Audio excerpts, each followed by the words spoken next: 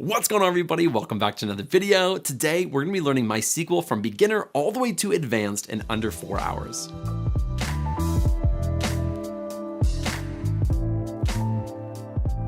SQL has been one of the most important skills in my career, and so I'm really excited that you are gonna start learning SQL as well, because SQL is super important in the data world. In this really long lesson, I'm gonna help you get your environment set up. We're gonna be walking through all of the basics, so just selecting data, how to query basic data. But then as we go through it, we'll be working towards more advanced things like CTEs, temp tables, and more. At the very end, we'll have 2 complete projects, one for data cleaning, where we take a messy data set and we clean that data, which is a very important skill to know how to do. And then lastly, we'll be doing exploratory data analysis on our real data to really dive in and see how you can use SQL to dig into the data and understand it better. So without further ado, let's jump on my screen and get started. All right, so let's get started by downloading MySQL. We're gonna come right over here to dev.mysql.com/downloads/installer, and I will have that link in the description so you don't have to write all of that out, but you should be seeing this page right here. Now we have to select an operating system. I'm using a Windows machine, and if you aren't, if you're using Linux or Mac or something else, it should populate it for you. But if it doesn't, just select this drop down and select your operating system. Next, we have 2 different downloads. We can install the MySQL installer community or MySQL installer web community. This one is very small, but then you actually do have to download the installer. It just gets it from the web. This one, I'm going to download the actual installer. It's larger, but this is the one I'm going to do. I'm gonna go ahead and select download. It's gonna ask me if I want to log in or create an account, and I don't. I'm gonna say no thanks, just start my download. I'm gonna save this in this desktop folder. Doesn't really matter where you save it. We're gonna save that, and it's gonna download. It should be done in just a few seconds. I'm gonna go ahead and click on it, and it's gonna open it up when it's finished, and we should get the interface or the UI for the actual installation for MySQL. So here is the MySQL installer. And first thing we need to do is choose a setup type. Now we're going to keep the developer default unless you really know what you're doing, and you can select the server only, the client only, full, which is literally everything MySQL has to offer, or custom. So we're going to keep this developer default, just installing the things that we kind of need. So let's go ahead and select next. And for whatever reason on my computer, it's saying this path already exists. You probably won't get that, but I'm just going to go ahead and select next. And then I'll select yes. It keeps doing that. I can't explain why, but it keeps doing that for me, even though I've deleted it from my computer completely. But it just remembers it somewhere in its memory.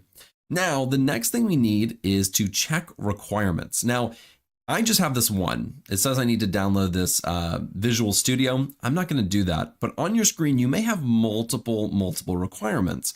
Typically, you're looking at something like this, Microsoft Visual C++ redistributable package. What you need to do is download this. All you have to do is click download. Once you download and install that on your computer, and then we go back, all of those should be gone. That's the one that I see the most when I'm actually working with these requirements. I had to install it myself when I got this new laptop. So go ahead and install that if you need to. But if yours looks like mine, we don't need this Visual Studio for what we're going to do. So we're going to go ahead and select next. It is giving us a prompt that we haven't satisfied all the requirements, but that's okay. We're going to go ahead and select yes as well. Now we're ready to install all of these things. These are all things that MySQL wants you to install. The most important are the server and the workbench, but it does not hurt to have all these other things as well. Some of these connectors are also important. So we're going to go ahead and execute. This will take just a few minutes. I'll skip ahead when they're all done, but this should take just a few minutes, and then we'll continue on installing MySQL. So everything just completed, and now we're going to select next. And now we need to actually configure our product. Now, really the only one that we actually need to configure is the server. The router says we need to configure it, and the samples and examples say we need to configure it as well, but really it's just the server. Let's go ahead and select next. Now we're not going to change anything for this type and networking. Unless you know what you're doing with the port, the X protocol port, we're not going to change any of this. We'll go ahead and select next. Next thing we need to do is select an authentication method. I'm going to be using a password. I'm not going to be using the legacy authentication method. So I'm just going to go ahead and create a password. Now for you, and I keep getting this error and I can't explain why. Right here for you, you should be creating a password at the bottom. It's remembering my password somehow, and I really can't explain it. But I'm going to create my password or check my password. This is one that I already created before I deleted it off my computer, but it's still there. So it's saying my password is still good, but if you need to, you should be entering a password and then confirming your password and saving it. And then you should also be checking it as well. And then we're going to configure this as a MySQL server as a Windows service. I'm going to keep that checked. And we're going to start the MySQL server at system startup. I like that automatically being there. I don't want to mess with that. So I'm going to keep it as it has it. We're going to go ahead and select next. And the last thing we do is just need to execute this. And then everything we put in there is going to actually go. So let's run this and execute it. And that just finished. So let's go ahead and select finish. Now it says configuration complete for the server, but we also need to configure these other two. Let's take a look at these really quickly. We're not going to do anything on this. It even says we really don't need to do this. We just need to click finish and configuration not needed. Next, we'll do samples and examples, and we can input our password. And all this is really going to do is put in some sample databases for us in our database, which if you want, you definitely can do that. I just connected, that worked. I'm going to hit next and execute. And it's basically just going to put in a database or two, some sample ones for you to look at. And the configuration is complete. You don't have to do that one, but we'll see that in just a second. And we're going to select next. And now the installation is completely done, and we can start MySQL Workbench after setup and start MySQL Shell after setup. Now I'm not going to do the shell, so I'm going to actually uncheck that, and we're going to select finish. Now MySQL just popped up for us. And this is exactly what you should be seeing. Now, there's a lot of things in MySQL to learn and know how to do. We're not going to be taking a look at all of that stuff today, but in future lessons, we'll walk through a lot of these different things that kind of correlate with different lessons or things that we're working on in MySQL. The first thing that we're going to click on is right over here. This is our local instance. This is local to just our machine. It's not a connection to, some other database on the cloud or anything like that. It's just our local instance. We're going to go ahead and click on this. So this is what you should be seeing right here. This is where we're going to actually write all of our SQL code, and I'll show you all of this in just a second. But this is where we can actually create our database, and our database is going to go right over here on this left-hand side. This Silica one is actually a sample database. It has a bunch of tables and views, store procedures, functions, it has all of these things in here if you want to go ahead and mess around with that. What we're about to do is create our own database that we're going to be using throughout this entire series, both the beginner, intermediate, and advanced. We'll use a lot of this, and sometimes we'll import some other ones for different use cases, but this will serve for most of what we're trying to do throughout this entire series. Now, what I'm going to do is I'm going to go ahead and I'm going to say, open a SQL script file in a new query tab. And right here, it opened up to a folder that I already created, this MySQL Beginner Series folder. Within it, we have this right here, the Parks and Rec create _db. Now, in order to get this, you just have to go to the GitHub and download this file. That's all you have to do. We're then going to open this file. So let's click on it. We're going to say open.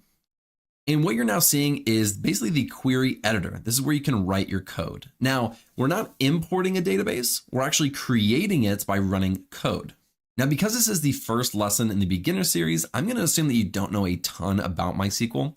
Really, all this is doing is creating the database name, and then we're inserting a few tables into that database, and then we're inserting data into those tables. So this is all of our data that will go into these tables that we create. We only have 1, 2, 3 different tables that we're going to be using. So all you have to do to run this is click this lightning button right up here. We're going to go ahead and execute this. If we come down to the bottom and we pull this up, this is our output. This says 6 rows affected, and we have a bunch of other things like create table, insert, create table, insert into. These things are all working perfectly. So now if we go ahead and click refresh in our schemas with this refresh button right here, this Parks and Recreation table is populated. If we go under the tables, we see all of these things. So now that we've actually created our database and our tables, that's really all we were trying to do in this lesson, but I just want to open up a table really quickly, show you what it looks like, show you how we can run code, and then in the next lesson, we'll start actually learning how to query this data. So let's go up to employee demographics. We're going to right click and select rows limit 1000. This is going to open up a new window right up here, and it's going to say select everything from this database dot this table, employee demographics, and it ends with a semicolon. Now right down here, we have this output window. This is the actual data that sits in our table. We have columns right here. So employee ID, first name, last name, age, gender, and birth date. And then here are all of our employees on each row. So these are all separate rows. We have Leslie Nope, Tom Haverford, and it goes on and on. So this is all of our data. The most important things to know when we're actually working with this, and I'm going to zoom in, is if we hover over this query right here and we run it, we can select this execute, which is this lightning bolt with this I. We're going to execute this, and it's going to run this because we're highlighted over it. Now, if we have two queries, let's say this one right here, but let's change it to employee underscore salary. We'll do underscore salary. Let's say we want to query this table. So now if we highlight over this and we go up and select the lightning bolt with the I, now we're looking at a different table. But if we select, even if we're hovering over this, if we select this button, we're going to execute everything in this editor window. So let's run this. And now you can see at the bottom, we have two outputs, the employee demographics and the employee salary. So this button is going to run everything in this editor window. Whereas if we select this lightning bolt with the I, we're doing everything that's just under where we have the cursor, where we have it highlighted. The very last thing that I want to mention is that right over here, you may have this up and you probably don't want that. We're not going to do any SQL additions in this series. You can get rid of that by clicking this button right here. Hello, everybody. In this lesson, we're going to be learning about the select statement in MySQL. The select statement is used to work with columns and specify what columns you want to see in your output. The first thing that we need to do is open up a tab or an editor window. So let's come right up here to the left-hand side, and we're going to create a new tab. And I'm going to zoom in just a little. Now, what we need to do is we need to select the actual table that we're going to be querying off of.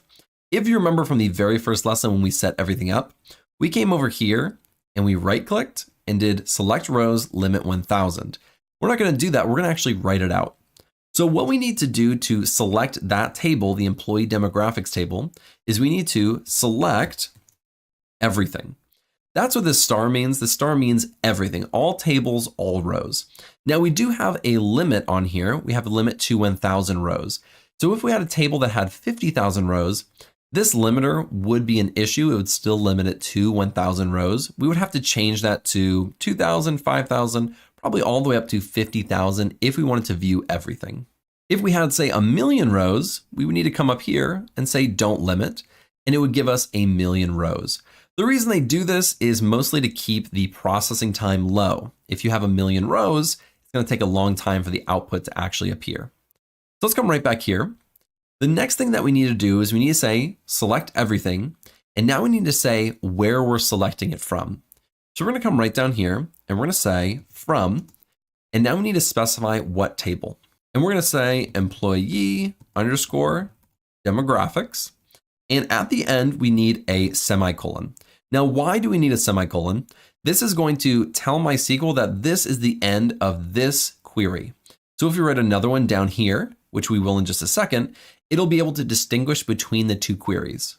We're going to go ahead and we're going to run this, and we'll just use this execute right here instead of this one. And there we have our entire table. So we were able to get our table. Now, there is one thing that is potentially wrong depending on what you're using it for. But what we didn't do is we did not specify the actual database before it. We only specified the table.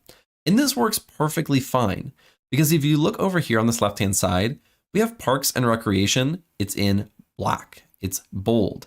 That means that we're hitting off of this database. What's going to happen though, if we come down here to the sys database and we double click on it, now this database is highlighted. So now when we're selecting this table, we're trying to select this table from the sys database. Let's go ahead and try this. If you notice, we have no output. Let's come right down here and pull this up. It's going to say employee sys dot employee underscore demographics doesn't exist. So it's assuming that we're highlighting this sys database. That means we're trying to pull from that database. Now we can still have this highlighted and still select the correct database by saying parks underscore and underscore recreation. And let me spell that right. Dot. So now we're selecting everything from Parks and Recreation dot employee demographics. If we run this, we do get the correct output. That's just something to consider, especially when you're working with a lot of databases and a lot of tables, It's usually best practice to actually put the database in front of the table name. Although throughout this lesson, we probably won't be doing that every time since we're only going to be using this Parks and Recreation database. Let's go ahead and double click this. So we have this highlighted again. And let's click all of this. Let's copy all of this. We're going to come down just a little bit right here. Now, so far, we've only selected everything, but we don't have to do that. We can actually just select one column if we would like to. For example, if we got rid of that star, we say first underscore name. We're selecting the first name column from this table. If we highlight this query and we hit the execute button with the I, now we are only going to return in our output all of the first names. And we can add a lot more. Let's actually look at all these. We can separate multiple columns with a comma. So we can do first name, comma, last underscore name, and then we could do birth underscore date. So now we have 3 separate columns. Let's go ahead and run this. And now we have first name, last name, and birth date in our output. Now the way we just wrote it is all on one line. And that's perfectly acceptable because MySQL is going to read it the exact same as if we did it in a different format, as long as it's still in this order. But sometimes you'll see it like this, where it's select first name, comma, last name, comma, birth date, all on different rows. Now there's a lot of different use cases for this or reasons for this, but it typically can be easier to read. Also, if you're doing any type of functions or calculations in the select statement, it's easier to separate those out on its individual row. Now, again, we won't always be doing this, but it does help. Sometimes if you're doing that, it just makes it easier to visualize. For example, if we added the age, so let's add age in here. Let's run this. Let's say we were doing a calculation where we wanted to add, 10 years to their age. So we'll say age, and we'll actually create a new row for this or new column. We'll do age plus 10. So now we can easily see that we're doing plus 10 here. And this is another thing that you can do in the select statement, things like calculations. So if we go up here and we run this, we'll now have an age column, but we'll also have an age plus 10 column where it just adds 10 to the age. And we can at least visualize and really easily see this when we're doing these calculations. Now, something really important to know about any type of calculations, any math within MySQL is that it follows the rules of PEMDAS. Now, PEMDAS is written like this. It's PEMDES. Now, what I just did right here with this pound or this hashtag is actually create a comment. So this code isn't going to actually run, but it's just for note-taking or seeing things in your actual editor window. I'll come back to comments in just a second, but just wanted to explain what that was. Now, what PEMDAS is the order of operations for arithmetic or math within MySQL. This stands for parentheses, exponent, multiplication, division, addition, and subtraction. So this is the order that these calculations are going to run in the execution engine that MySQL has. So if I do age plus 10, and we'll put that all in parentheses, and then we come over here and we add times 10. So we're doing plus 10 here and then a times 10 here. What's going to actually happen is it's going to say age plus 10. So 44 plus 10 equals 54. Then we're multiplying times 10. The parentheses executes first because it comes first in this order, parentheses. Multiplication comes next because it's this one. And then anything else after that, if we did, plus 10, you could run this. And you'll notice that it still follows the logic. 10 was just added at the very end to all of these outputs. Now let's go right back up here. Let's select everything again from this table. Let's pull up this table so we can see it a little better. And let's go down because the last thing that I want to show you is something called distinct. Now, this is really, really useful and you use this a lot in MySQL. What distinct is going to do is it's going to select only the unique values within a column. Let's go ahead and copy this employee demographics, bring it right down here. Let's say select, and let's do first underscore name. So now we're just selecting the first name. Let's come right down here. There we go. So now we're selecting just the first name from this column. Now these are all unique values. So if we come right here and we say distinct, nothing should happen to this table because these are all unique values. Let's go ahead and run this. As you can see, the output looks exactly the same. But What if we were to do something like gender? So let's come here. Let's do gender. Let's run this. It keeps going down. I don't know why it's doing that. But now we have male and female. Now these are not all unique. We have female, female, female, and female, and the rest are males. So there's only 2 unique values here. So if we come right here and we say distinct gender, now there should only be 2 in the output, male and female. Let's go ahead and run this. So now we get male and female in our output. Now this works perfectly in 1 column, but what happens if we have 2 columns? So let's do first underscore name, comma, gender. Let's go ahead and run this. Now the combination of first name and gender are no longer unique. Now Leslie and female are being grouped together, and it's taking the distinct between both of these columns. So when we're only working with gender, it's only looking at this 1 column for both male and female. So it reduces it down to the only 2 unique values. But because we added the first name, all of these values are unique. So therefore, the name plus the gender combination is always going to be unique. The very last thing that I want to show you in this lesson doesn't actually pertain to the select statement, but I want to save this code. Let's say we wanted to update this or upload this into our GitHub or save this and send it to somebody. We can do that. We can save it by clicking this save button right here. I'm going to go ahead and click this. And now we're in our MySQL Beginner Series folder. I'm just going to save this, and I can save this as anything I want. So I'm going to say 2.select statement tutorial. So now when I save this, you'll notice that the name gets changed up here to 2.select statement tutorial. Let's exit out of this. I'm going to open up, and now I'm going to come here to the select statement tutorial. I'm going to open it. And now I have our code again, exactly as we had it written before. Hello, everybody. In this lesson, we're going to be taking a look at the where clause. The where clause is used to help filter our records or our rows of data, whereas the select statement is used to help filter or select our actual columns. So when we're using the where clause, we're only going to return the rows that fulfill a specific condition. Let's take a look at exactly how this works. Let's say we come right up here. We're going to say where. And let's go down with that one. Let's say where, and now we need to specify what column we're about to create this condition for. So we're going to say first underscore name. So we're saying where the first name we'll say is equal to, and let's do quotes and let's say Leslie. So we're saying the first name has to be equal to this value right here, which is Leslie for Leslie Nope.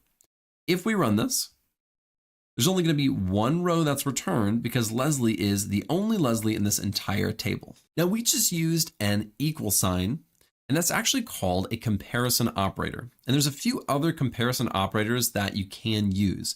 Let's take a look at some of these other ones. Let's pull this down right down here, and let's actually highlight the select from, and we're going to run it with this one right here. It's going to only select everything from the whole table. So we didn't select that where clause. Let's go right down here and let's look at this salary field. So I'm going to say where the salary, and I'm going to do a different comparison operator called greater than. So when the salary is greater than 50,000. Now, one thing I want to note before we actually run this is that right down here, we have Tom Haverford, who makes exactly 50,000. And I think there's one more, Jerry Gergich, which also makes exactly 50,000. If we run this, you'll notice that both Tom and Jerry are not in this output, but in the salary field, everything is greater than 50,000. The reason for that is that Tom and Jerry made exactly 50,000. What we're saying right here is where the salary is only greater than. If we want to include Tom and Jerry, we have to say greater than or equal to, and now we'll select 50,000 or above, whereas right here, or before when we were doing just this, it was greater than 50. It didn't include the 50,000. Let's go ahead and include it and run this. And now you'll notice that Tom and Jerry were both included because they had exactly 50,000 and we said greater than or equal to. Now we could do the exact same thing, but with less than. So we have less than 50,000. And now we only have 2 people who make less than 50,000. That's April and Andy. And if we say less than or equal to, and we run that, now we include both Tom and Jerry who make exactly 50,000. So it's less than or equal to $50,000. Now what we're going to do is head on over to a different table. We're we're going to do the demographics table. Make sure I spell that right. And let's add our semicolon. Let's run this. And what we want to look at is the gender really quick. So we're going to say where the gender is equal to, we'll do in quotes, female. And if we run this, we get all the genders that are equal to female, but we do have something called the not equal to, and it looks like this. It's an exclamation point and an equal sign. This is going to say where the gender is not equal to female. So if we run this, you'll notice that the gender is all male now. Now, so far, we've worked with things like integers, which are numbers. We've worked with characters or strings like names, but there's a different type of data type as well in here. We have a date column for these birth dates. Now in the where clause, we can also filter on birth dates. Let's come over here and we'll say birth underscore date. Let's say it's greater than, and within quotes, we'll say 1985-01-01. This is kind of the standard default date format within MySQL, which is year, month, and day. If we go ahead and run this, we can also take all the people who are greater than or were born greater than 1985. So all of these dates are greater than 1985. Now, the next thing that I want to take a look at is logical operators in the where clause. So logical operators are things like and, or, and not. Now these are called, and let's add this, logical operators. So logical operators allow us to have different logic. And let's take a look at how this works exactly. Let's copy this down because we already have this one written out. We're saying where the birth date is greater than 1985. We can also say where the gender is equal to male. So we can say, and the gender is equal, and then we'll say male. So we're adding a different complexity or an additional conditional statement within our where clause. Let's go ahead and run this. So now we're only selecting birth dates that are greater than 1985 and where the gender is equal to male. Only the rows that fulfill both of those are returned. Now the and says both this and this have to be true, but we could change this. We could say or. What this means is either this one has to be true or this one has to be true in order for it to be returned. So let's go ahead and run this. You'll notice that Jerry Gergich was born much before 1985, but since he has a male gender, he is in our output. And we could also use the not operator by saying or not gender equal to male. So now what this is saying is the birth date could be greater than 1985, or it could not be equal to male, which is female. So if we look at Leslie Knope, she was born before 1985, but because she is female, she is in the output. Now, like we talked about in the last lesson, there is something called PEMDAS, and that actually applies to these logical operators as well. So if we run this entire table, let's go ahead and run this. If we're looking at this entire table, let's say we want to get someone very, very specific. Let's say we're going to do where the first underscore name is equal to Leslie and their age has to be equal to 44. That's extremely specific. And we can actually just do it like this. We don't need quotes for integers. We could just do the number if we'd like to. This is very specific. This is only one person. But if we put this in parentheses, we can add an or over here. We could say, or the age is greater than, let's just do 55. Let's go ahead and run this and then we'll take a look at it. So within these parentheses, we have an and operator. What that means is both this condition has to be met and this condition has to be met. And that's only one person, that's Leslie Knope. But then outside of these parentheses, we have another conditional statement, or the age is greater than 55. So what we're saying within these parentheses is that this is an isolated conditional statement. Within these parentheses, if this is true, then in our output, it'll be returned. But then we have an or condition, which says, or someone with the age of greater than 55 can also be in the output. So these parentheses can be really helpful when you're actually using it in the where clause with these and, ors, and nots. Now I want to take a look at just one more thing, and let's bring this down here. And let's get rid of this entire thing. Now, the last thing that we're going to take a look at is a like statement. Now the like statement is super unique because we can look for specific patterns. We're not necessarily looking for an exact match. Like here, if we said where first underscore name is equal to Jerry. If we're looking for Jerry, it has to be exactly Jerry. But if we take this out, say JER, and then we run it, we get no output. It has to be an exact match. But here's where the like statement comes in, because we can actually say like JER, and we can add two special sequences or special characters within our like statement. So those special characters are the % and the underscore. The % means anything, and the underscore means a specific value. Let's see how that actually works. So what we're going to do is we're going to say like JER %. That's the first one in this like statement. What this says is the first name is like, starting with JER, but then has anything after it. Doesn't matter what it is, as long as it has JER at the very beginning, it will be returned. Let's go ahead and run this. Now the only person who starts with JER is Jerry. But what if I took the J out of here? Now it's saying it starts with ER, and that's not anybody. What we can do is we can add another % at the beginning. This is going to say anything comes before, anything comes after. All we're looking for is ER somewhere in their name. Let's go ahead and run this. There still is only one person, and that's Jerry. Now let's come up here and let's get rid of this. And let's say we're looking for everyone's name who starts with A. We can do that really easily by saying A %. All that says is it starts with A. We don't have a % before it, which would say this string just has to have an A somewhere in it. If we have it like this, this means an A has to come at the beginning. Let's go ahead and run this. In our output, we have April and an Andy. Now let's take a look at the underscore.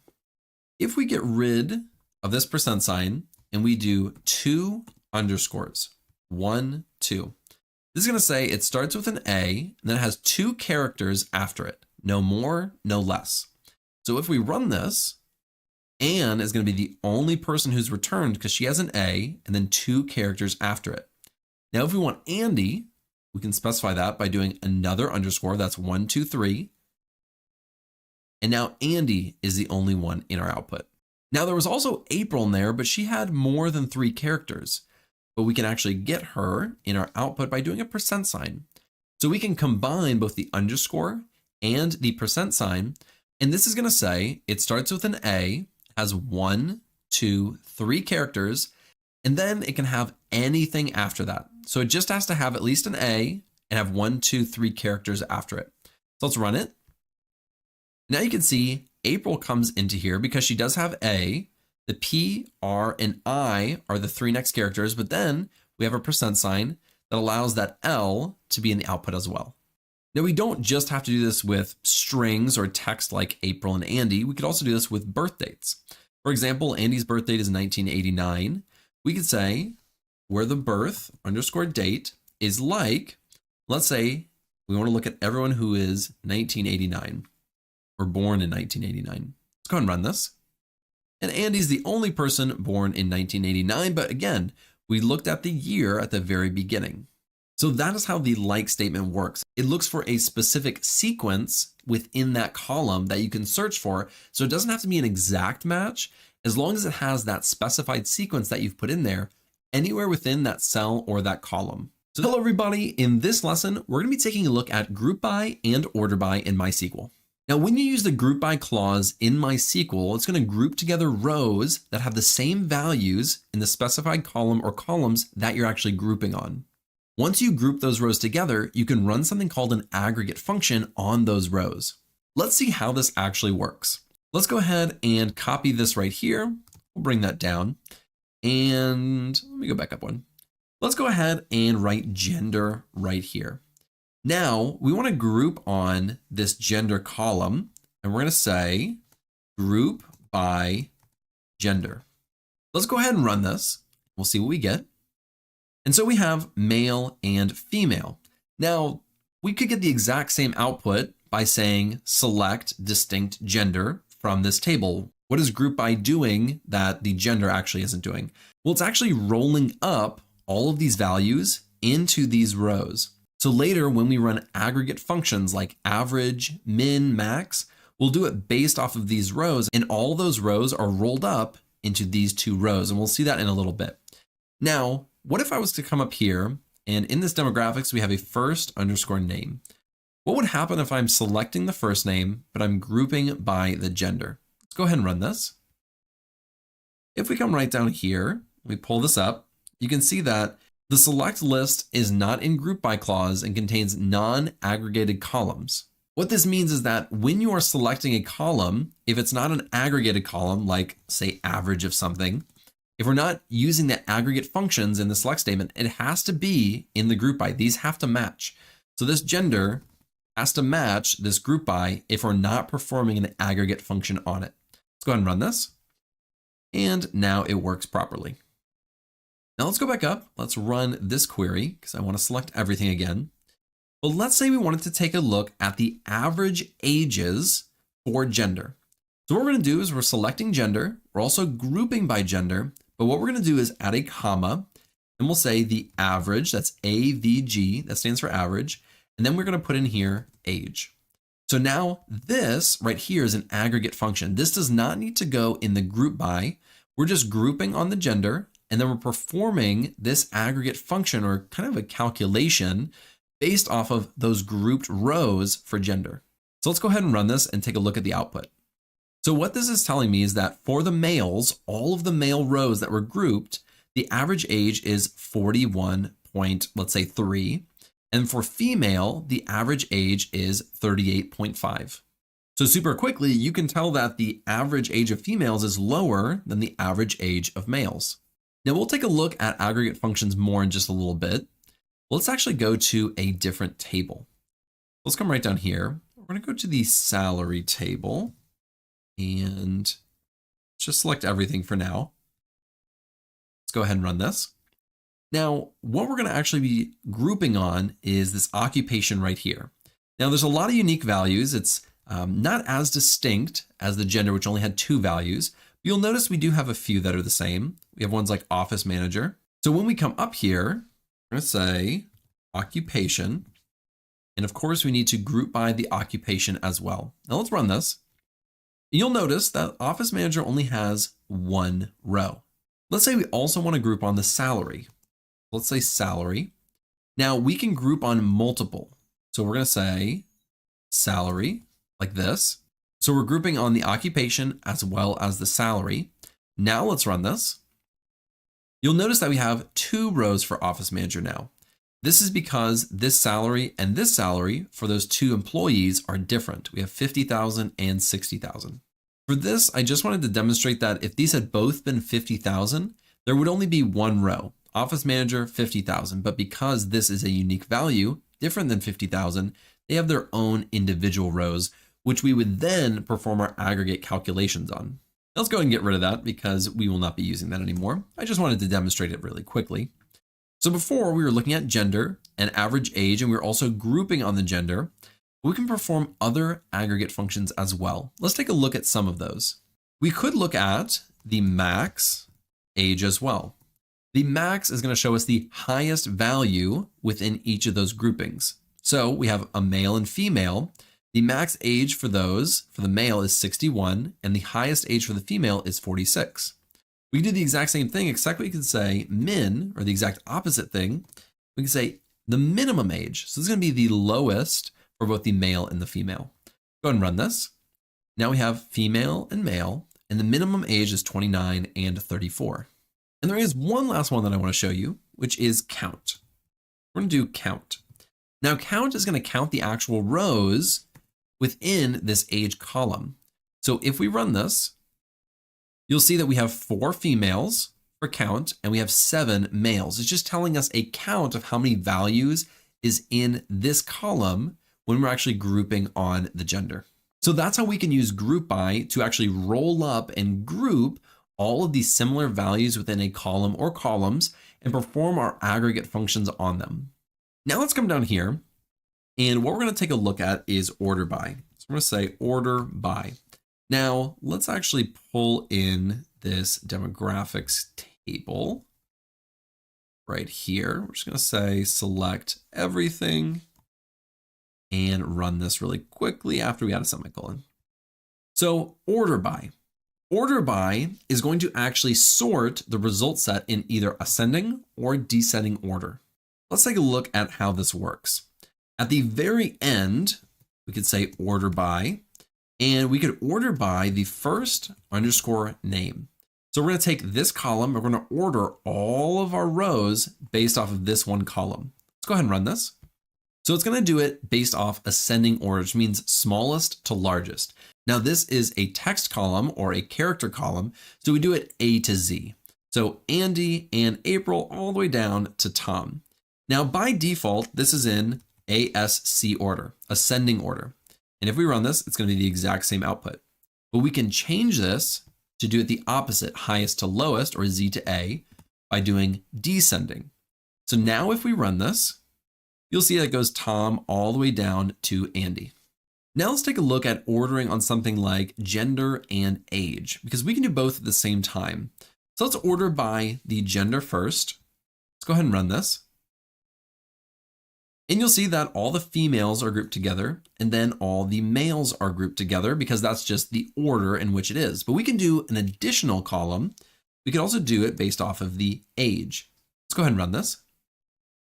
So now within the female, since that came first in our order by, we're ordering by the gender, and then we're also ordering by the age after we've ordered by the gender. So now it's 29 all the way up to 46, and then 34 for males all the way up to 61.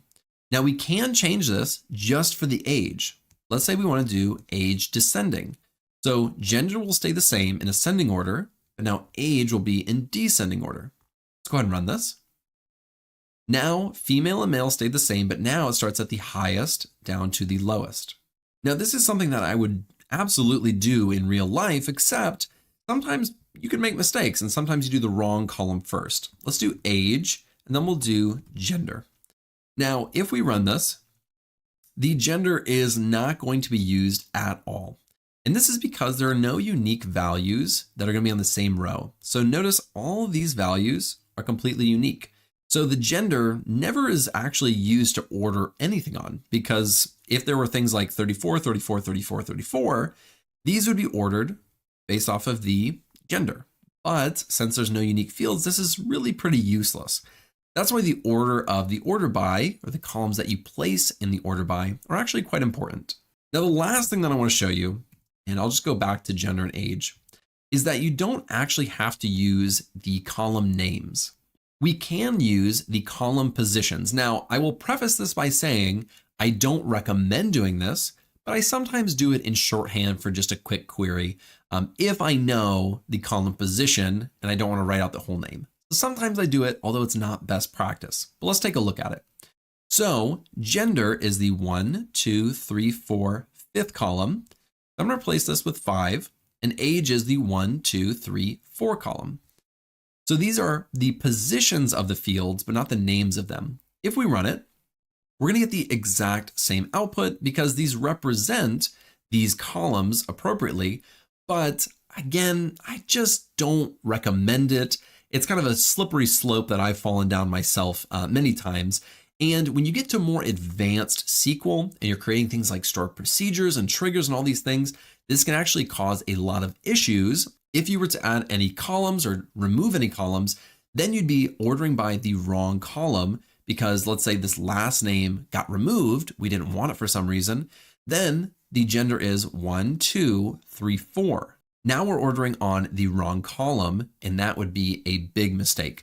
So just by best practice, it is better to do gender, age, but I just wanted to show you that in case you want to be like me and kind of go down the wrong path.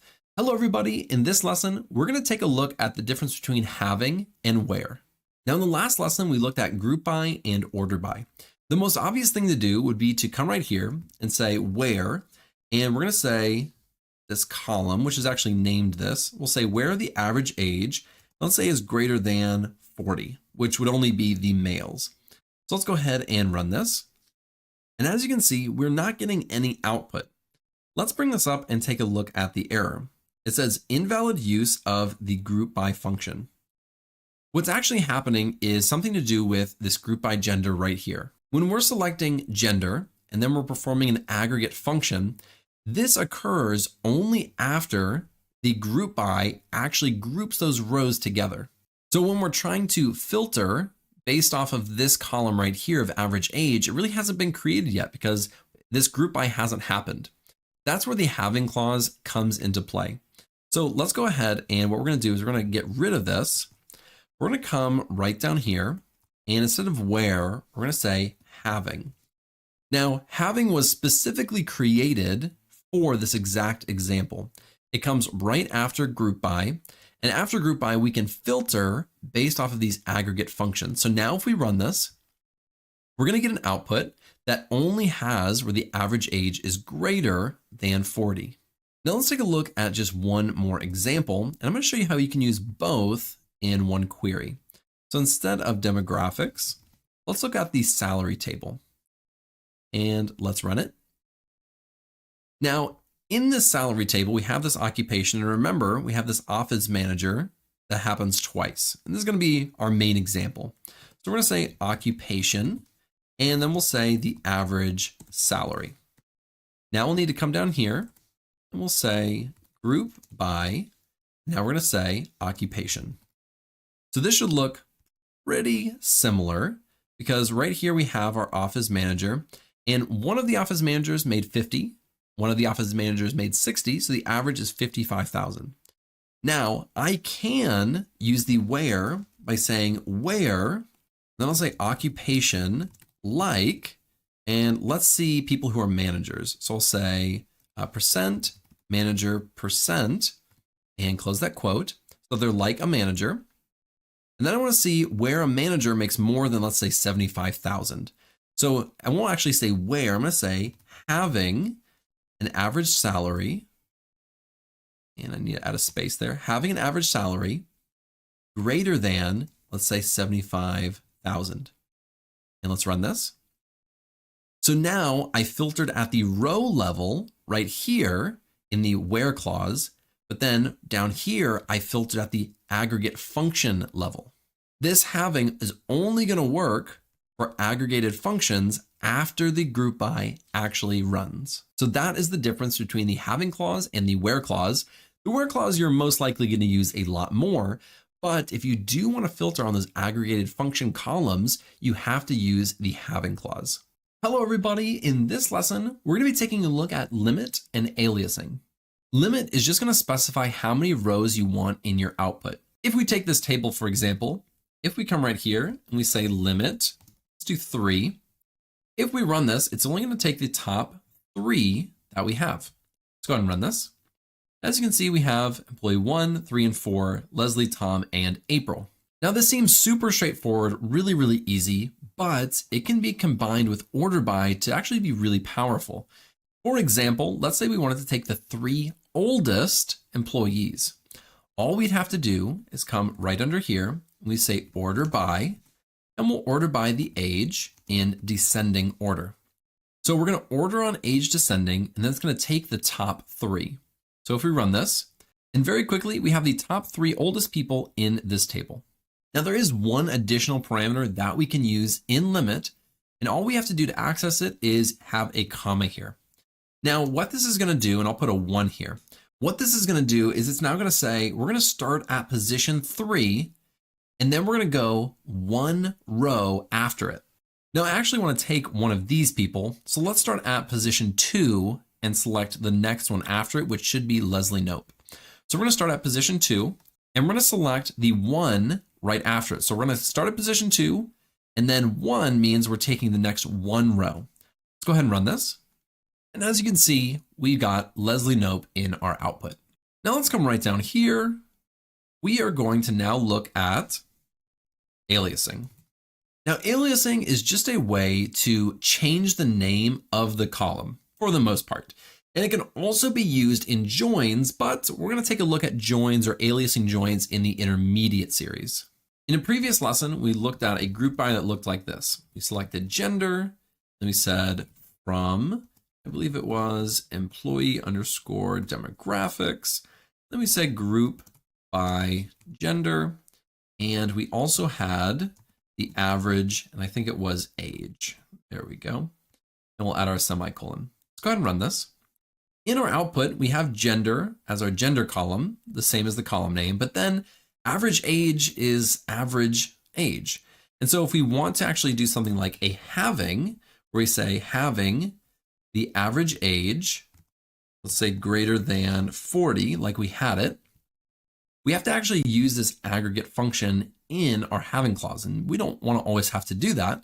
We can actually change the name of this column and subsequently use it throughout our query with that aliased name. So I'm going to say as, and that's the keyword to actually change it. We'll say as, and we'll do average underscore age. So now we've changed this name to average underscore age, and we can come down here to having and say having the average age greater than 40. And when we run this, it works perfectly. And you'll notice that the name of the column was actually changed. Now, this as isn't actually 100% needed. It's kind of implied. Even if we get rid of it, it's implied there's like this as in there somewhere. But we don't have to have it. If we took it out and ran it like this, it would still work exactly the same. Hello, everybody. In this lesson, we're going to be taking a look at joins. Joins allow you to combine two tables or more together if they have a common column. That doesn't mean the column name has to be the exact same, but at least the data within it are similar that you can use. There are several joins that we're going to look at today, like inner joins, outer joins, and self joins. These are the two tables that we'll be working with the most throughout this lesson. We have the employee demographics table, as well as the employee salary table. Now within the employee demographics table, we do have this employee ID column. And if we look at the employee salary, we also have the employee ID column. So in this instance, the column name is actually the exact same. And of course, the data inside of it is also very similar. So let's start by writing out an inner join. This is probably one of the most common joins, one of the most simple joins as well. An inner join is going to return rows that are the same in both columns from both tables. So let's see how we can actually write out this join. Let's come right down here and let's copy this. This will be the first table that we start with, and then we'll join this salary table onto this demographics table. So what we need to do is we need to come right here and we need to say join. Now by default, join represents an inner join, although we can write inner join here to make it more explicit, explicitly writing out inner join. Then we're going to come up here and we're going to say employee salary. So we're selecting everything from the employee demographics and we're doing an inner join on the employee salary. Now we have to tell MySQL exactly what columns we're supposed to be joining on. I'm going to hit enter and I'm going to hit tab. Now you don't have to hit tab. It just looks more code-like and it's easier to read, and that's how I've done it for other programming languages as well. So that's how I'm going to show you how to do it. What we need to do is say on. Now this keyword is going to allow us to say we're joining the demographics table to the salary table based on these two columns. So from the demographics table, we're doing the employee underscore ID is equal to, and then in the salary table, it's also the employee ID. Let's do employee, and you spell it right, employee underscore ID. Now, if we try to run this, and let's do this, we're going to get an error. And let's bring this up. It's going to say column employee ID on the in clause is ambiguous. Now, what does it mean ambiguous? That means that it doesn't know what table this employee ID is from. Is it from the employee demographics table? Is it from the employee salary table? We don't know because it's ambiguous. Now, what we can do is we can specify it by saying employee demographics dot employee ID, and then employee salary dot employee ID. Now, if we run this, we're going to get the output that we're looking for. And let's take a look at this real quick. Let me bring this up. So we're pulling everything from the employee demographics, that's right here, all the way through the birth date. Then we're pulling the employee salary table. That's the employee ID all the way, let's scroll over, through the department ID. So we're basically pulling in all of the rows or all of the columns from both tables, but we're not pulling in all of the rows. Remember, an inner join is only going to bring over the rows that have the same values in both columns that we're tying on. So in this employee ID, we're missing number 2 Are we missing any other ones? No, we're only missing number 2. Let's go back up and I'm going to run both of these tables and we're going to take a look. So let's run this. So you'll notice in the employee salary table, we have a number 2 right here, and that's Ron Swanson. But in the employee demographics table, we don't have that. I believe that Ron Swanson did this so that Leslie Knope would not know when his birth date was because he didn't want to bring that information. I think that makes the most sense, although Ron was not willing to give a comment on that. Now, if we run this again, you'll notice that 2 is not in there. Since 2 is not in the employee demographics table, the employee ID 2 is not going to be populated or brought over into this output from the employee salary table. Now, really quickly, this is honestly giving me some anxiety because this is so incredibly long. Something that I mentioned in the beginner's series is that you can use something called aliasing when using joins, and that's really helpful. This is what I mean. So right here, we have employee demographics. We're going to call this DEM. You can also do as DEM. You can do as SAL. These are just short names for demographics and short name for salary. And we can replace these and say DEM.employeeID and SAL.employeeID. Oh, that looks so much better. Now we're going to run this and it'll be the exact same output, but now we're using these aliases, which just makes it so much easier to read. Now, one last thing that I want to show you while we're just looking at the inner join is selecting the actual columns. Let's say we wanted to select the employee ID and we wanted to select age, and then we wanted to select their occupation. If we try to run this, we're going to get an error, and it's going to be almost the exact same error that we got before, which is column employee ID in field list is ambiguous. So in our field list, which is right up here in the select statement, we have this employee ID. It does not know which employee ID to pull from, whether it's the demographics or the salary. So we have to tell it which one to pull from. So let's pull it from the demographics by saying DEM.employeeID. Now, when we run this, we're able to get information from both tables in our output without having all of the information. And if there are columns that are similar in both tables, we have to denote that by using this alias or the table name. All right, so that is inner joins. Now let's move down here. I'm going to copy this and we're going to come right down here and we're going to look at outer joins next. And let's put that right here. Now for outer joins, we have a left join and we have a right join, or a left outer and a right outer join. A left join is going to take everything from the left table, even if there's no match in the join, and then it will only return the matches from the right table. The exact opposite is true for a right join. Let's see how this actually works. Let's start by changing this to a left join or a left outer join. They're both the same and you can use them similarly. I'm just going to say left join, and we're joining it on the exact same things. And I'm going to take everything because I think that'll be easier to visualize. And I'm going to run this. Then you may notice that this looks exactly the same. And that's for a very good reason. It's because in the left table, which is the employee demographics table, the from statement, that's our left table. And then the join, where we're actually joining on, that's our right table. So this is our right table. So since we're doing a left, it's taking everything from the employee demographics. Now remember, the employee demographics didn't have Ron Swanson. It had no information. So everything in the right table had a match. Well, let's change this to a right join. And what this is going to do, and I want to make it all cap, make it all the same. What this is going to do is it's going to take everything from the employee salary table, but if there is not a match in the employee demographics, it just will have nulls. Let's go ahead and run this. So now it looks a little bit different. Now we're taking everything from the employee salary. So we're taking Ron Swanson, but if there is not a match, it will still populate that row, but it'll have all nulls in it. Then any of the information that is overlapping or the same, it will bring over. So employee ID is matched to employee ID 1. Then we'll bring all that information over from the left table. And that's essentially what a left and a right join is. With a left table, you're taking everything from the left table and then matches from the right table. If you do a right join, you're taking everything from the right table, but only matches on the left table. And again, it populates it with nulls. Now let's go down and look at our last type of join that we're going to look at.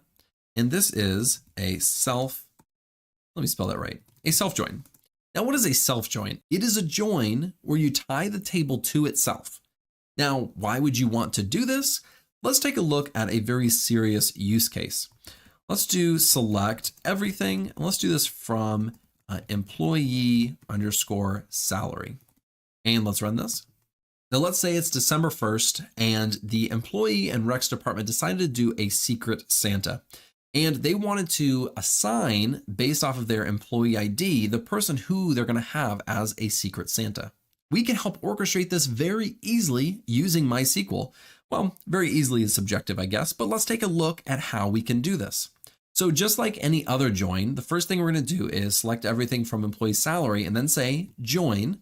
And then we're going to say employee salary again. So we're tying it to itself. Now, when we come down here, and let me do this. When we come down here and we say on, we have to specify which table we're pulling from.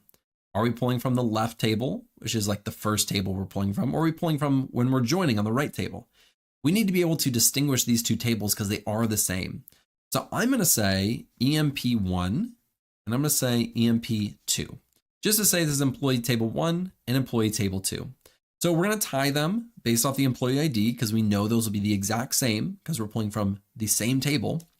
So we'll do EMP1 dot employee. And just so you know, if it populates like this, you can hit tab and it'll auto finish that for you. And EMP2 dot employee underscore ID. Now, if we run this, let's do this. The output that we're going to get is literally just a 1-for-1 match. It's all the columns and all the rows because they all match exactly.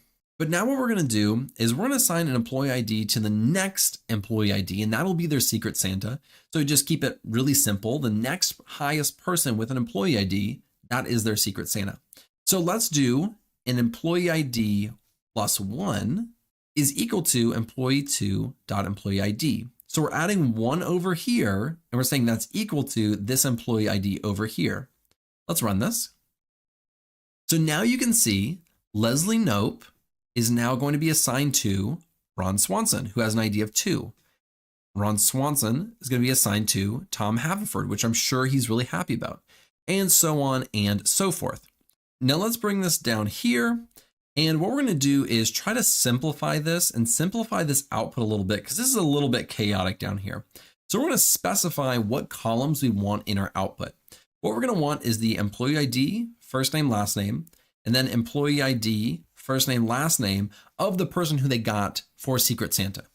So we're going to start with EMP1 dot employee underscore ID. And we can call this, we'll just say as EMP underscore Santa. Then we'll do a comma and we'll come down. Now I need to spell employee right. So we have our employee ID and now we need our first name and last name. Now remember, Leslie Nope is going to be the secret Santa for Ron Swanson. I don't know if I made that clear, but that's, I guess, how it works. So now we need to do EMP1 dot, and we'll do first underscore name, and we'll do as, first underscore name underscore Santa. And we can do a comma. We'll do the exact same thing, except for the last name. So last underscore name as last underscore name Santa. Now, all we have to do is copy all this, bring it down here and change this to 2. We're pulling from the second table. And it'll look just like this. And get rid of this comma. And this is done. Let's run it. And let's bring this up. So we have employee Santa, first name Santa, Leslie, last name Santa, Nope. Then employee Santa. And we actually need to change these names. That is one thing we need to do. We'll just change it to employee name, first name, employee, and last name, employee. And now when we run this, we have our Santa, and then we just have the employee who this person is going to be the Santa for. Now, this is kind of a silly way to look at it, but in essence, this is exactly how a self-join works. Now, the very, very, very last thing, I promise you, the last thing that I want to show you is how we can join multiple tables together. So we're going to say joining multiple, how do you spell that right? Multiple tables together. Now, not just one table together to another table. I'm talking about one table to another table to another table. So let's go all the way back up. We're going to take this right here and bring it all the way down. And what we're now going to do is we're going to tie in this table right here, the Parks Department. Now let's actually look at this table and let's select everything real quick. And let's run this. Now let's go down here and we're going to say select everything. We'll do this from park_departments. And let's run this. Now this is something called a reference table. This is not a table that most likely you'll ever add a bunch of information to. It's there to reference that we have these department names. Tables like the salary table or employee demographics table are going to change pretty often as people get raises or as they get older with their age. Those are going to be updated fairly often, whereas this Parks Department table is just there for reference. Now, if we look down here in the columns, we have a department ID, then we have a department name. So we have the ID and the name of that ID. If we run our join and we scroll all the way to the right, you'll notice we have a DEPT ID. This stands for department ID. That's in the salary table. So what we want to do is join this department ID to the department ID from the Parks and Rec. So what we can do is we're going to say inner join, and now we're going to join. Let's scroll down just a hair. There we go. Now we're going to take this and do it off this. So we're going to call this PD for short. And we're going to say we're joining it on. Now, we cannot join this Parks Department to the employee demographics table. Why is that? Well, the employee demographics table only has employee ID all the way through birth date. There's no common column that we can tie to this Parks Department. The only table that has a common column is this department ID in the salary table. So what we need to do is actually take sal. So we'll say SAL dot, and then we're going to say DEP, then we'll say department ID is equal to the PD dot, and we need to take the department ID. Now notice these are not the exact same name. They are a little bit different, but they have the same values. One thing I forgot to mention is that in this Parks Department, there's no repeating. That's why it's a reference. Whereas in the salary, the department ID repeats several times because multiple people are in the same department. So this reference table also usually does not have duplicates. Just one other thing to note. But we have now tied it successfully. Let's try to run this. And if we come down here, go all the way to the right, we now have the department ID, 11111111, and the department ID and department name, Parks and Recreation, Healthcare, Public Works, Finance, Public Works, and Parks and Recreation. So this worked perfectly. So this is how you can tie multiple tables together if you have common columns between them. Even though employee demographics has no column that's related to the Parks Department table, we can still tie them together based through this employee salary, because employee demographics can tie to employee salary, and employee salary can tie to the Parks Department. And that really is the majority of what you need to know in order to use joins well. Hello everybody, in this lesson, we're going to be taking a look at unions in MySQL. A union allows you to combine rows together. Not like columns like we were doing before with joins, where one column is next to the other. A union allows you to combine the rows of data from separate tables or from the same table. It's up to you. But you do that by taking one select statement and using a union to combine it with another select statement. Let's see how this actually looks. So what we're going to do is right after this select statement, we're going to come here and say union. Then we're going to go right below the union and we're going to do another select statement. So we're going to copy this, place it right here. But instead of the demographics table, just for example, we'll do the salary table. Now, if we look at the demographics table, let's say we want to take age and gender. And let's go and take a look really quickly at the salary table. And let's say we want to take a first name and last name. We'll do first underscore name and last underscore name. Now let's go ahead and run this and see what it looks like. And let's pull this up. So as you can see, we have age and gender. That's from the very first select statement. And that's also the column names.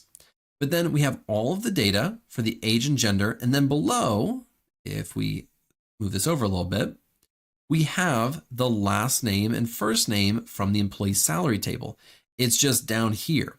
Now, what I just demonstrated is that this doesn't always work for everything. You can't just combine random data together because this is bad data. We shouldn't have age and gender mixed with first name and last name. Really, when you're using this, you need to keep the data the same.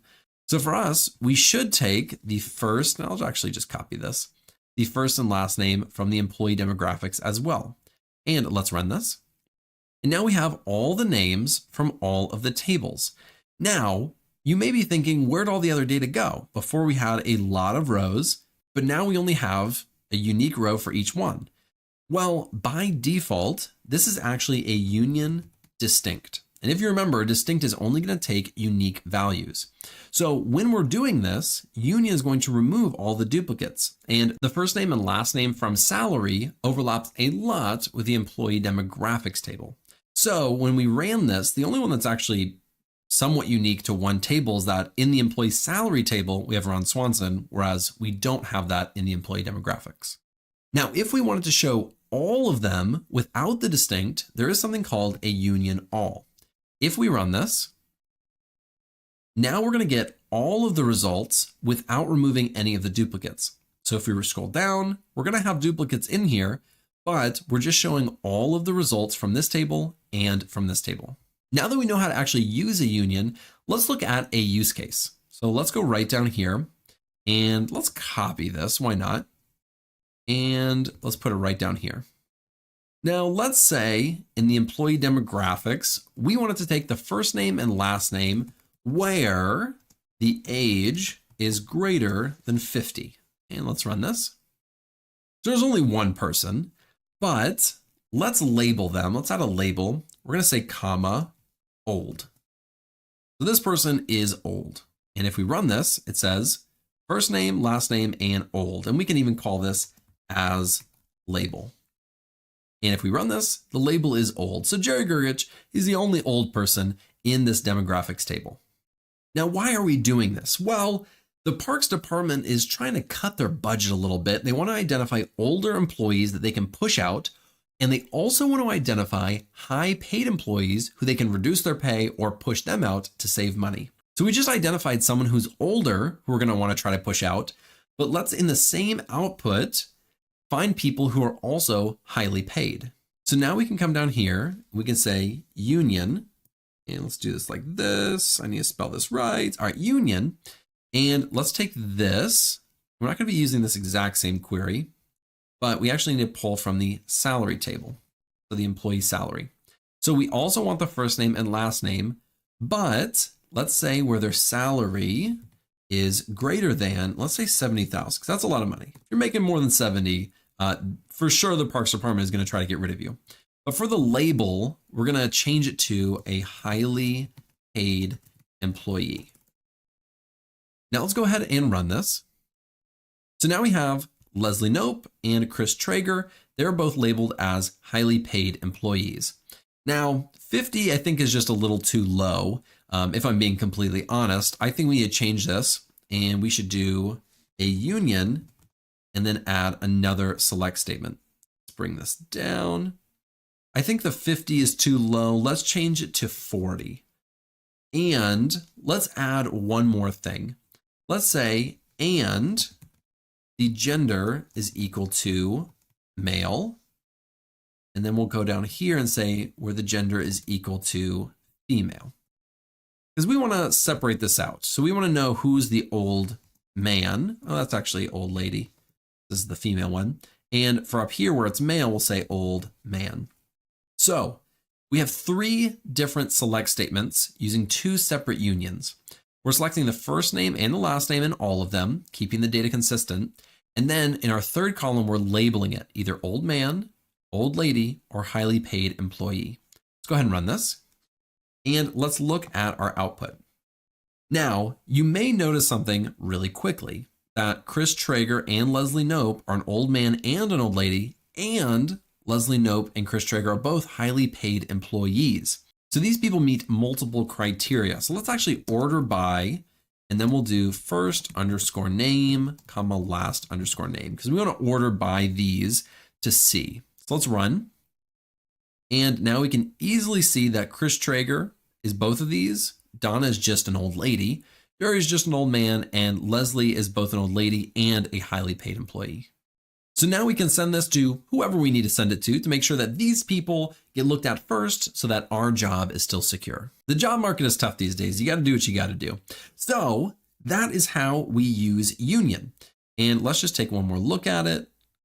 There we go. So this is how we can use unions. It's kind of a real use case. I've done something very similar to this in my real job, but this is just an example of how you can have multiple select statements all combined or combining the rows using a union. Hello everybody, in this lesson, we're going to be taking a look at string functions. Now, string functions are built-in functions within MySQL that will help us use strings and work with strings differently. Now, we're going to look at a ton of different ones. They all have different use cases, but I'll try to walk through some of those as we go along, but we'll look at a lot of different string functions in this lesson. We'll start off with one that's really simple. This one is called length.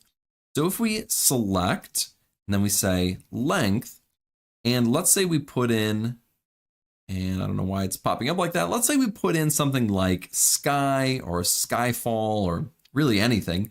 If we run this, it's going to give us the length of how long this string is. So if I come down here and we say select everything from employee underscore demographics, and let's add a semicolon here and let's run this one right down. Now, what we can do is we can look at how long each person's name is. What we can do is just take the first name, but then we'll also do the length of the first underscore name. So if we run this, now we get Leslie, Tom, Jerry, Donna, and it gives us the length of their name. If we wanted to, we could even order by this. So we could do order by, and we could just do 2 for now. And we can order by the length from the shortest name all the way to the longest name. Now, one use case that I've used length for in my actual job was when I was working with phone numbers. I wanted to make sure that they were exactly 10 characters long. Otherwise, something went wrong somewhere in the data cleaning process. So I would go and look at the length and I would make sure they're all 10. If any were above 10, I would go and specifically look at those and try to clean those and fix those up. Now let's go on to the next one. And these next ones are pretty simple ones. At least I think they're fairly simple. We're going to look at upper first, and it's doing the same thing as the other one. We'll do upper, and let's say we're going to do sky. If we select upper sky, it's going to give us an all uppercase. Or we can copy this and we can do lower. So now let me add semicolons, otherwise it's going to drive me crazy. Let's try this lower now. It's going to do all lower, even if I make it all capital. So if I say all capital sky, it's going to make it all lower. So if we come back up, let's copy this. And instead of doing the length, now we'll do upper. Let's go ahead and select this. So we have Leslie, and then we have the upper first name. So upper all case Leslie. Now this is actually really good. This is really helpful, especially with standardization, is what I found a great use case for it. Because sometimes it'll be all capital Tom, and sometimes they'll put it in as T lowercase om. And just making them all uppercase or all lowercase can help correct those really simple standardization issues within a single column. The next one that we're going to look at is trim. Now there's multiple trims. We have trim, left trim, and right trim. Trim is basically going to take the white space on the front or the end and get rid of it, which is really, really helpful. So what we're going to do is we're going to come right here. We're going to say select, and we'll start off with trim. And let me add a semicolon every time. So then we'll do trim. And for our actual string, we'll do something a little bit odd. We'll do some spaces, and then we'll do sky, and then we'll add some spaces. Now let's run this. Add our semicolon. That's going to be the end of me in this lesson. Just adding semicolons. Now it fixes it completely. Now, what if we don't add sky at all? We'll just keep it like this. Well, you can see that there's spaces before and there's spaces after, but that's what trim does. Trim gets rid of the leading and the trailing white spaces. Now, if we come up here and we just do the left trim, it's only going to remove from the left-hand side.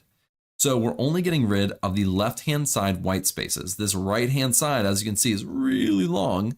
It's still there. And if we do R trim, we go ahead and run this one. It gets rid of the white space on this side, but it doesn't get rid of the left space on this side. Now let's keep going. We have a lot to cover still. We're going to move on to what I think is probably my most favorite string function, if I'm allowed to have a favorite string function, and that's substring. But I'm going to kind of work us into substring a little bit by looking at two smaller functions, which is left and right. So let's select everything, and we'll do that from the employee demographics again to add our semicolon. Now I'm going to run this. Now I want to get the first name, and I'm going to do left of the first underscore name, just like this. Now, when you're using this, is actually going to be an error. Let's see if I highlight over this, if it'll tell me what the error is. It says the parentheses is not a valid position. They're expecting something else. And basically what they're telling us is that this is not how it should be written. We're looking for a different value. And that different value is actually a number. We're going to do comma, and let's do 4. That's what it was looking for. It didn't want this at the end. It needed this comma 4. And what we're actually specifying is how many characters from the left-hand side do we want to select. So we're selecting the first name, and we're going from the left 4 characters. Let's go ahead and run this. And so we have Leslie, Tom, April, all the way down. You can see that there's only 4 characters in each one. So someone like Chris, the S is no longer going to be there because we're only looking at the first 4 characters. Now we can do the exact same thing. And let's actually copy this down here. So we'll go like this. Try to make this a little more professional. And we'll do right. So now we'll do right. If we do the right 4, it's going to go from the right-hand side of the string and go left 4. So we're looking at the far 4 most right characters. Now this can be useful in certain instances, but if I'm being honest, I don't use these that much. For the most part, I'm pretty addicted to using substrings. I love substrings. I think they're fantastic. And let's look at substrings like this. So a substring is going to allow us to do a few different things. Let's do first underscore name. The second thing that we put within this function is the position that we want to start at. So let's say we want to start at the 3rd position, and then we specify how many characters we want to go. So with this, we specified 4, but let's just do 2. So now we're going to the 3rd position, and we're going over to the right 2 characters. Let's go ahead and run this. So with Leslie, we get SL. So we go 1, 2, and 3. We start at the 3rd position, and then we take 2 characters, the S and the L. I have found this one to be extremely, extremely useful. Let's take this for example. Let's do comma. Let's do birth underscore date. And let's run this. I'm keeping everything in here, although it might be a bit much. But let's say we have this birth date, and this middle column is the month. And we're running some, query. We want to find the month that everyone is born. So we can do that very easily using substring. And we wouldn't have been able to do this very easily using left or right. So now we're going to take this birth date and we're going to use this substring, and we want to select these middle characters. So what we need to do, since it's all standardized, we do 1, 2, 3, 4, 5, 6. We start at position 6, and we want to select 1 and 2. Let's go ahead and run this. And now we've pulled out all of the months. So we can say as birth underscore month. And now we could save that, put it into a temp table, add it as a new column in our table, whatever we want to do. But now we have this information that we desperately, desperately wanted to know. So that is left, right, and substring. Again, substring it's fantastic. Now let's keep going. The next thing that we're going to take a look at is replace. Now replace will replace specific characters with a different character that you want. So let's actually copy all this right here because I don't want to keep writing this out. And we'll say select everything. Now what we're going to do is we're going to take the first underscore name, and then we're going to say replace, and then we'll also do the first underscore name, but we can specify what we want to replace and then what we want to replace it with. So we have 2 more parameters that we need to put in this function. So let's say A, and let's replace it with a Z. Let's just see what that does. Let's go ahead and run this. And so now when we see the letter A, and we are specifying a lowercase a, like Mark, that is replaced with a Z. So that's really all replace does. It specifies what you want to replace and then what you're going to replace it with. Now let's take a look at the next one. And we're going to take a look at a function called locate. So if I say select and let's do locate, I'm going to give it a string. I'll say Alexander, that's my name. And I'm going to specify what I'm looking for. So let's close this parentheses. The string that we're actually looking for comes first. So what we're going to do is I'm looking for the letter X in my name. So we'll do X and Alexander. Let's go ahead and run this. And it tells us that it is in position 4. So we have 1, 2, 3, and 4. That's where our position is. That's where it locates that sequence that we're looking for. Now, if we pull this down here, place this right here, and we'll change this locate. Now, let's say we're still looking at the first name, but we want to locate people that have an A-N like this in their name. Let's go ahead and run this. And we get zeros for everybody except for Anne and Andy.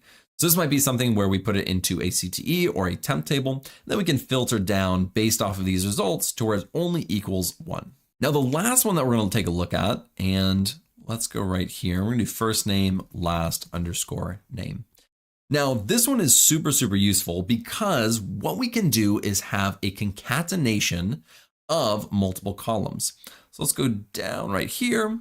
So we have first name and last name, but if we come down and we say concat, we can then combine these columns into one single column. So we'll do concat and we'll do first underscore name and then comma, last underscore name. And if we run this, it's going to be Leslie and Nope combined into Leslie Nope. Now this doesn't look perfect, right? We don't want it to look like that. All we have to do is come in here and we could do a little space. So we'll add a space in there. And if we run that, now we have Leslie and Nope, and we could call this as full underscore name. And this is something that I've done a million times in my real job where there's multiple columns. We want to create one column out of it or take 2 columns and create 1 column. Happens all the time. So this concat is really, really helpful to combine those columns really quickly. Hello, everybody. In this lesson, we're going to be taking a look at case statements in MySQL. A case statement allows you to add logic in your select statement, sort of like an if-else statement in almost all other programming languages or even things like Excel. Let's see how this actually works.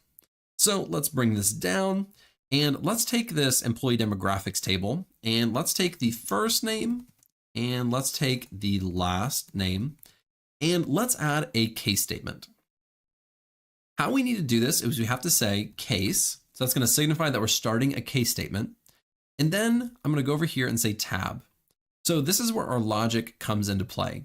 So I'm going to say when the age, let's say, is less than or equal to 30, then. So I'm saying if the age is less than or equal to 30, then what's going to happen? We'll just keep it really simple for now. We'll just say that this person is young. And then if we want to end the case statement, we'll come down here and say end. So this is a complete case statement. Let's go ahead and run it. And let's take a look at the output. So we have the first name, we have the last name, and then we have this case statement right here. And if their age is less than or equal to 30, they're young. Now let's actually add the age right here, just so we can visually see that as well. So we have the age. So this person is the only person who's under or equal to the age of 30. That's April. So she has a label of young. The great thing about case statements is you can add multiple when statements. So we can come down here and say when, and then we can do something like when age, and maybe we'll say between. So I don't know if in previous lessons we've looked at between, but between just says between this number and this number. So we'll say between 31 and 50. If they're between 31 and 50, well, good night. That person is old. So we're going to have it just like this. We're going to run it. And now we have a lot of people who are old. These are all people between the ages of 31 and 50, but we still have more people outside of the age of 50 or older than 50. So we could do when the age, and now we can say greater than or equal to 50. And we're going to say then, and then we're going to say on death's door. Because good night. If you're over 50, my parents are going to love me for this one. So let's go ahead and run this. And then if we look at this, we have on death's door right there. Now this is huge. This is massive. So let's actually name this and we'll just say as at the end of end. So right after end, we'll say as age bracket. And let's run this. And this looks a lot better. So now we have this age bracket, just signifying kind of where people are at. And most people are quite old. Poor Jerry. Can't catch a break, that guy. Now let's go down and let's take a look at a different table. So let's select everything. We'll do from employee _ salary. Now that we have our employee salary table, here is the scenario that we are given. The Pawnee Council sent out a memo of their bonus and pay increase for end of year. And we need to follow it and determine people's end of year salary or the salary going into the new year. And if they got a bonus, how much was it? So the first thing we need to do is we need to get the pay increase and bonus. And their pay increases look like this. So if they made less than 50,000, then that equals a 5% raise, very generous. And if they made greater than 50,000, that equals a 7% raise, very, very generous. Lastly, if they work in the finance department, that equals a 10% bonus, just cash that goes into their bank account. Very, very generous, but only the finance department gets it. So these are the guidelines that the Pawnee Council sent out, and it is our job to determine and figure out those pay increases as well as the bonuses. So let's come right down here. We're going to have our salary employee. I actually want to be able to see these. Let me pull this up just a touch. There we go. So we want to be able to write this out. So first thing we should do is just select the columns that we need. First name, last name, probably salary as well. And now what we can do is determine this first one, which is if they make less than 50,000, they get a 5% raise. So let's say case, and I'll also add end in here. And we're going to say when their salary is less than 50,000, what's going to happen? Then we say then salary. So we're taking their initial salary and we're saying plus, then we're going to do salary times 0.05. And if we run this, it should work. Let's pull this up really quickly. So April Ludgate, she made under 50,000. So she got a raise and her new salary is 26,250. We can actually call that. We'll say as pay underscore, actually let's do new underscore salary because that's their new salary. And let's run this. So the new salary is 26,250. Andy Dwyer is now making 21,000. Now this calculation, you can do it different ways. We can do it exactly like this, or we could just do times 1.05. Should be the exact same thing, just however you would like to write it out. It's just, adding it or multiplying it by this. So let's take this. And now we're going to say when it is greater than 50,000, so let's say greater than 50,000, they get a 1.07. So this is the 7% increase. This is a 5% increase. This is a 7% increase. And let's run this. And let's put this up here. So now if they made greater, so 50,000, that's 75,000, they got a 7% increase. Now, unfortunately, we did not make the rules. The Pawnee Council did. And the people who made exactly 50,000, unfortunately, were not part of those brackets. And that just wasn't up to us. We couldn't control that. So unfortunately, Tom Haverford and Jerry Gergich just didn't get raises this year. And that's not our fault, okay? That's not our fault. Now, the next thing that we need to do is determine the bonuses. Now, let's come right back up here really quickly. And let's just copy this. Because what we need to determine is how we know that somebody is in the finance department. Because if they're in the finance department, that means they get a 10% bonus. That's really important. Now, it's not in the employee demographics. Don't have anything about the department. But if we look in the salary and we run this, we do have the department ID. Now, let's open up and let's pull this up right here. We'll look at the Parks department. And in the Parks department, here we go. The finance is department ID of 6.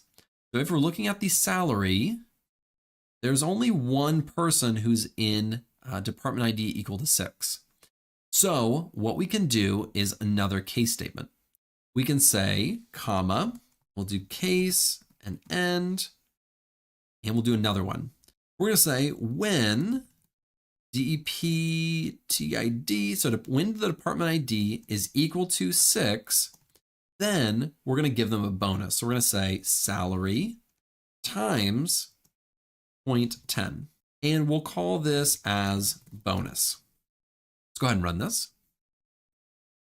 And let's pull it up. So he gets a $7,000 bonus this year. That's Ben Wyatt, because he was part of the finance department that just did an exceptional job this year, apparently, according to the Pawnee Council. So that is how case statements work. They're really powerful, really useful. I honestly use them quite often, and they're just a way to really add some logic and some, labeling or even do calculations like we did right here with the salary. Hello, everybody. In this lesson, we're going to be taking a look at subqueries in MySQL.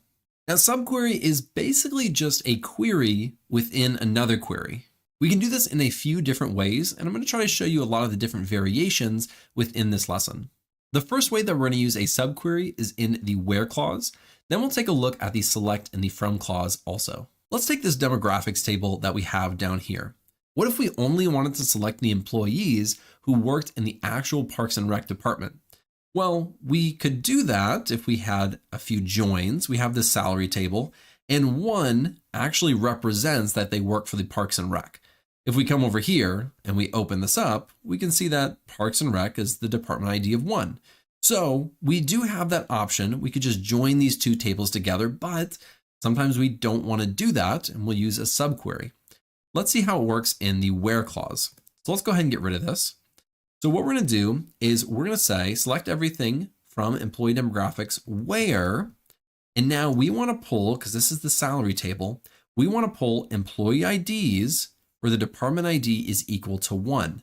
But remember, we're querying off of this table. So let's actually pull this up. This is what we're working with. So we want to say where the employee underscore ID, that's referencing this column in the demographics table, is in, what we're going to do is we're going to do a parentheses here, and we can even come down and put a parentheses down here. So what we're going to do now is write our query, which is our subquery, and this is our outer query.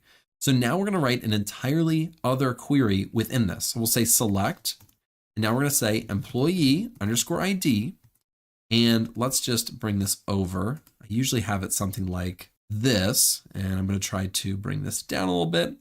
So select everything, and then we'll do from, and then instead of employee demographics, we'll do employee salary. And let's just format this a little better. So select the employee ID from employee salary. And remember, we wanted to do where the department ID is equal to 1. Now let's bring this back up. And this is what the query is going to look like. Now, just by itself, let's run this subquery or this inner query. When we run this, it's going to create this list of just employee IDs where the department ID is equal to 1. So when we say where the employee ID from the employee demographics table is in, it's going to try to match those employee IDs to this list of employee IDs. So just remember 1, 2, 3, 4, 5, 6, and 12. Let's go ahead and run this entire query. Now we have 1, 3, 4, 5, 6, 12. If you remember from previous lessons, the 2 is Ron Swanson, and he's only in the salary table. So since we're doing just the employee demographics table, he's not in here. So what we're doing is we're selecting everything from the employee demographics where the employee ID in this table matches or is in the select employee ID from the salary table where the department ID is equal to 1. In essence, this is what a subquery is. It's a query within a query. Now, what would happen if we have the employee ID, but we also wanted to say the department ID, because we just wanted to view this. Let's go ahead and try to run this. We are going to get no output, and we're going to get an error that says operand should contain 1 column. The operand referring to this entire thing right here, because this is an operator. So this is our operand, and we're returning 2 columns in here, which is saying we cannot do. We have to only have 1. So now if we run this, it works perfectly well. And let's bring that down.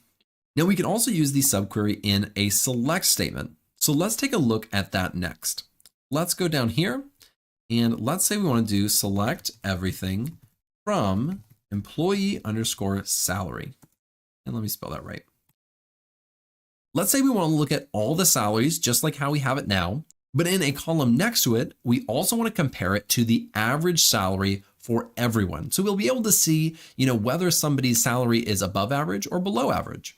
So what we would try to do potentially is do something like first underscore name, salary, and average salary. And we try to run this. And of course, we're going to get an error. It's going to basically tell us that we need to group by if we're doing this. So let's go back down and let's actually add that group by. And we'll say group by first name and salary. And we'll look at this output. And this is not looking good at all. It's just looking at the average salary for each unique row, which is Leslie 75,000. So the average is 75,000. This is not what we're looking for. This is not what we want. Here's what we really do want. We want to just take the average salary of this entire column, regardless of group by or anything else. So let's get rid of this and let's see how we can do that. So let's come right down here. We're going to say select the average salary. And then we're going to say from, out of parentheses, because this is our subquery, from the employee salary table, just like that. Now, if we run this, we should get the exact output we're looking for. So the average salary is $57,250. And we have our salary right here. So we can compare really quickly, just like that. And we can also use a subquery in the from statement. So let's go down here and let's say select everything from employee underscore demographics. Let's have it autocomplete for me. So we have the employee demographics table. Now let's create a group by based off the gender column and add some aggregated functions. And I'm going to show you how you can use this as a subquery. Let's go up here, say gender, and then we'll go ahead and add our group by. So we'll say group by gender as well. Now let's add a few things. We'll do average, we'll do average age, and then we can do, let's just do all of them based off the age. We'll just do age, min of age, and count of age. Whew. When I try to write fast, it doesn't always go right. So we have this, let's run this. And this is what our output is going to look like. Now, what if we wanted to get the average of the oldest age or the average of the smallest ages, or see what the average count is for males and females? Well, we can't do that given this table, but let's do something right here. Select everything, and then we're going to say from, and in our from statement, we're going to have a parentheses. We're going to paste our select statement and then close the parentheses. So we're going to select everything from this output that is right down here. So if we run just this, we're going to get an error, and forgot this was going to happen, but every derived table must have its own alias. So you have to name a table. I forgot it does that. All we have to do to fix this is just name it. So we'll say as, and we'll say aggregated table. We'll just call it aggregated table. So let's run this. And we get the exact same output. But here's the neat thing is we can now select, we can do gender, and these are actually the column names now. So I can do the average of this column right here, but I can't do it just like this because it's going to give us an error. And I'll show you why in just a second. It says unknown column age in field list. So what it's saying is we're trying to perform an aggregated function on the aggregation of an age column, but we don't have an age column in our table right here. Let me run this again.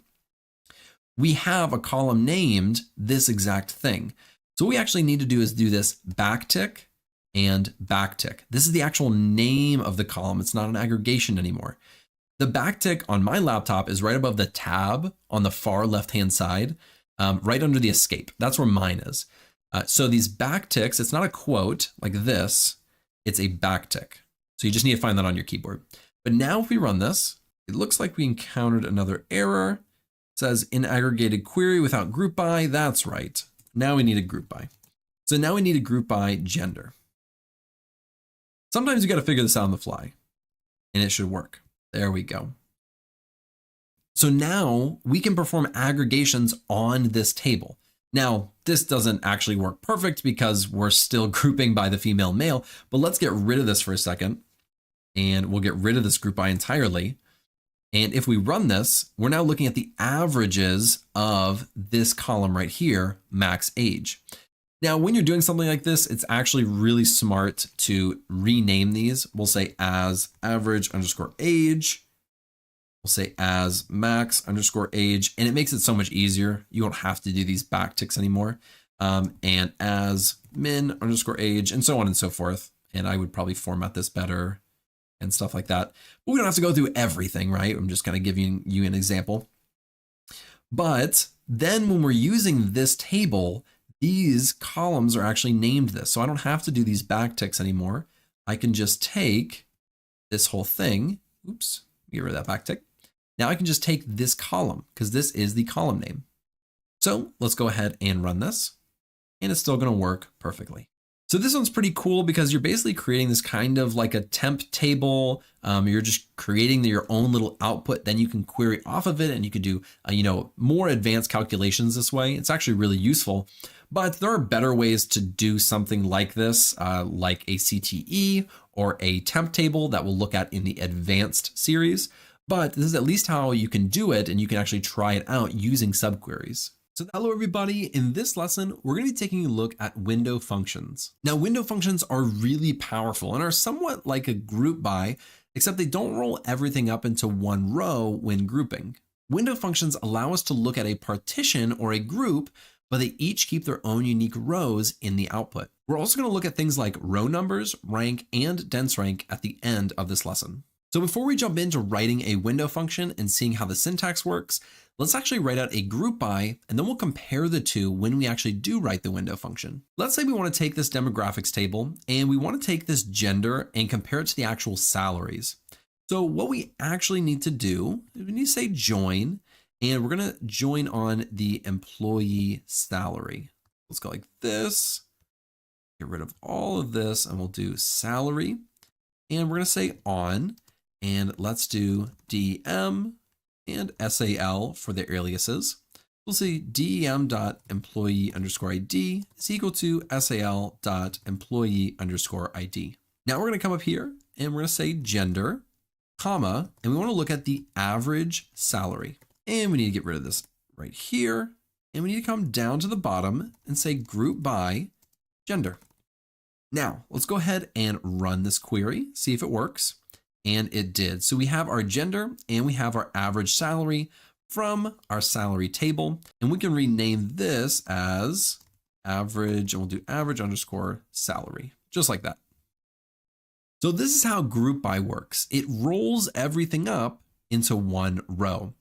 Now let's try doing something pretty similar, except we're going to use a window function. Let's come right down here and let's paste this. And let's start writing out our window function. Now we don't have to use the group by. We're going to go ahead and get rid of that. And right here for gender, we can keep that the exact same. All we're really going to change is this part right here. We're going to say average salary, and that is part of creating a window function. Typically with a straightforward window function, all we have to put is over with a closed parentheses. This is going to say we're looking at the average salary over, and normally in here you'll specify something, and we'll get to that in a little bit, but we're just going to look at an average salary over everything. So let's go ahead and run this output. So this is going to look a little bit different, right? So if the male and female all have their own individual rows, which is not the same as group by, and this average salary is looking at the average salary of everybody. We're not breaking it out by the gender like we did up here. Here we rolled it up. Now we're looking at the average salary for the entire column. Now what we can do is actually partition by. Now partition by is going to separate it out kind of like grouping it. So let's say partition by, and we'll say gender. So just like when we did the group by rolled everything up into one row. This is not going to roll everything up, but it is going to perform this calculation based off of the different genders, the unique values in this column. Let's go ahead and run this. And if you'll notice, the female is 53,750, the male 57,428. Now let's go compare these. I'm going to run this and this query. Let's run this. So if we look at our group by, it's the exact same numbers, except we have it on their own individual rows. Now, why would we want this? Well, let's say we want additional information. So let's just look at this one for now. So in this one, let's say we wanted to add additional things like the first name. So we'll do dem.first_name. We can do last or dem.last_name. So we can add other information. And it doesn't affect this column at all because we're using a window function. If we try to add these exact things, and I'm going to go up here and do it. If we try to add these exact things to this, let's see if, yeah, that works. And then we also have to group by this. If we run this query now, it's going to be completely different because we're using a group by. We're grouping by the first name, the last name, and the gender. We're breaking everything out based off of the unique values in these columns. Whereas down here, it's completely independent of what's going on in these other columns. All we're doing is we're doing a window function just based off of that column. So I think that's pretty amazing. And there's a lot of additional functionality that we can do with these window functions. And we're going to take a look at a lot of those things in just a little bit. Let's try another example really quickly. Let's literally just copy this, paste it down here. And all we're going to do is we're going to change this to sum. So now, instead of the average salary, we're looking at the sum of salaries, and we're still partitioning by the gender. Let's go ahead and run this, and let's pull this up. So all the men together make $402,000. All of the females make $215,000. Now, what we're about to do is something called a rolling total. If you've never heard of a rolling total is super cool and can be done within MySQL. A rolling total is going to start at a specific value and add on values from subsequent rows based off of your partition. So all we have to do is add an order by, and we're going to order by, let's say, the employee _ ID. Let's go ahead and take a look at this. And it looks like the employee ID is ambiguous. I had a feeling. So I just need to say dem.employee ID. Let's try this one. So now we have something called a rolling total. I'm going to actually name it as rolling _total because this is super cool that window functions can do this. And this is something that a lot of people in like finance do. I did it myself when I worked in healthcare, and it partitions based off the female. And you can't see the employee ID, but there's an employee ID that we're kind of ordering on in the background. Now, what it's doing is it's starting with Leslie Nope, and she made $75,000. Then the next person, April, she made $25,000, which equals 100. And just to actually see this better, I'm going to add salary. And so Leslie Nope had $75,000.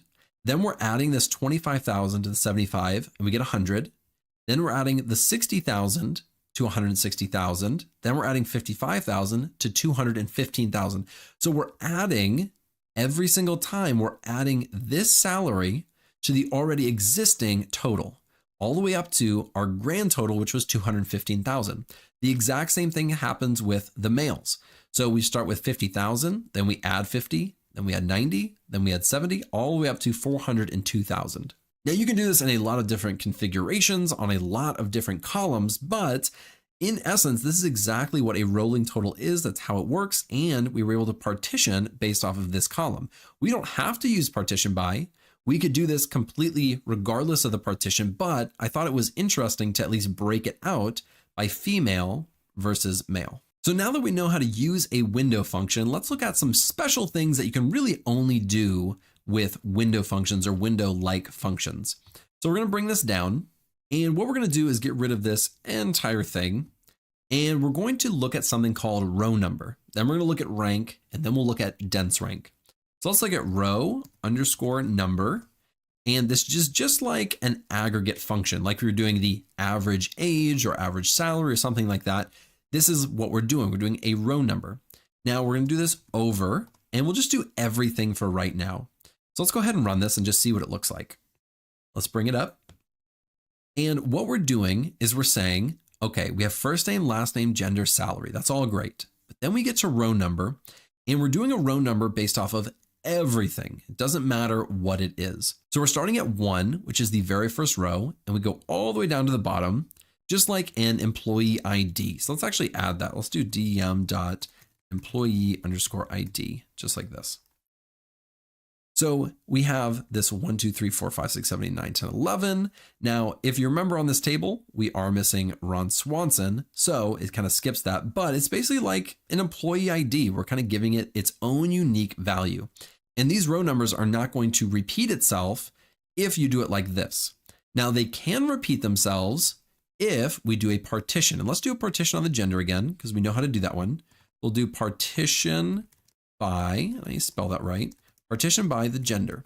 Now we're going to add a row number based off the gender, but again, it's broken out or partitioned by gender. Let's look at this.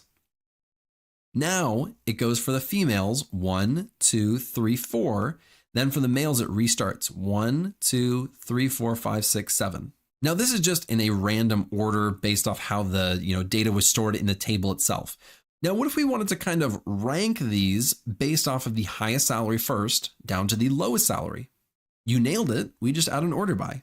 We'll order by salary. And if we want to do it from highest to lowest, giving the highest salary, the number 1, and the lowest salary, later down, we'll do descending. And let's run this.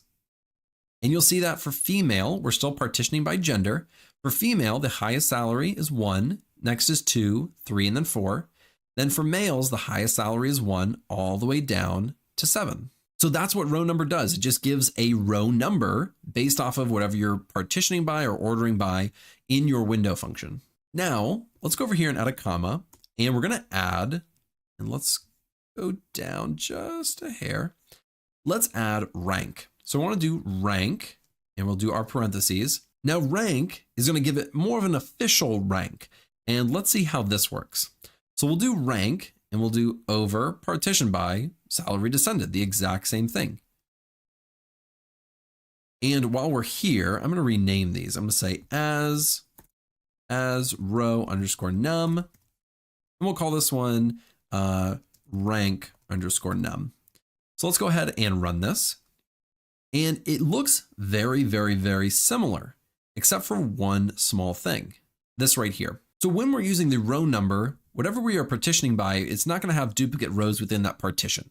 It just won't. So even if there's 50,000 right here, it's just going to automatically assign it based off of something that is running in the background, whether it's the order of how the data is stored in the table or some other order by that you are using on the table. Now, rank is a little bit different because rank is going to take it just like it did the row num, except when it encounters a duplicate based off of the order by, which is the salary, it's going to assign it the same number. So this is 5 and 5. What's unique about rank is that the next number is not going to be the next number numerically. It's going to be the next number positionally. So this is 1, 2, 3, 4, 5. And this is kind of like a 6. And then it goes to 7. So it skips number 6. Now there's another one. Let's copy this rank. There's another type of rank called dense rank. And we'll do dense underscore rank. So we'll do dense underscore rank. And let's run this. And let's pull this up. There we go. Now, dense rank is ever so slightly different than rank in the fact that when it gets down to duplicates, it's still going to duplicate them. So it's going to have a 5 and a 5, but it's going to give the next number numerically, not positionally. That is the only real difference between rank and dense rank. And again, row number is just not going to have duplicates. It's going to give it its own unique within that partition. So I know I just threw a lot at you, but that's row number, rank, and dense rank in a nutshell. And you can review this, mess around with it, all of these things, because these are actually really, really useful. Hello, everybody, and welcome to the first lesson in the Advanced MySQL tutorial series. Today, we are going to be looking at CTEs. Now, CTEs stand for Common Table Expression. They're going to allow you to define a subquery block that you can then reference within the main query. Now, that may not make perfect sense, but we've looked at subqueries in the past or in previous lessons in the intermediate series. So you kind of understand that it's kind of like a query within a query, except we're going to name this subquery block and it'll be a little bit more standardized, a little bit better formatted than actually using a subquery. Let's take a look at the basics of writing a CTE. Let's pull this down really quickly. And all we're going to do is we want to create this as a CTE. We'll say with, and that is our keyword to define our CTE. So we're going to say with, and then we're going to name our CTE. And we'll just call it CTE, and we'll do underscore example. And then we're going to say as. So this is how we define it. And now we need to actually put it in parentheses. Now you can do this in several different ways. I'm going to do it kind of like this, just to really emphasize that this is within the CTE. Now, CTEs are unique because you can only use the CTE immediately after you create it.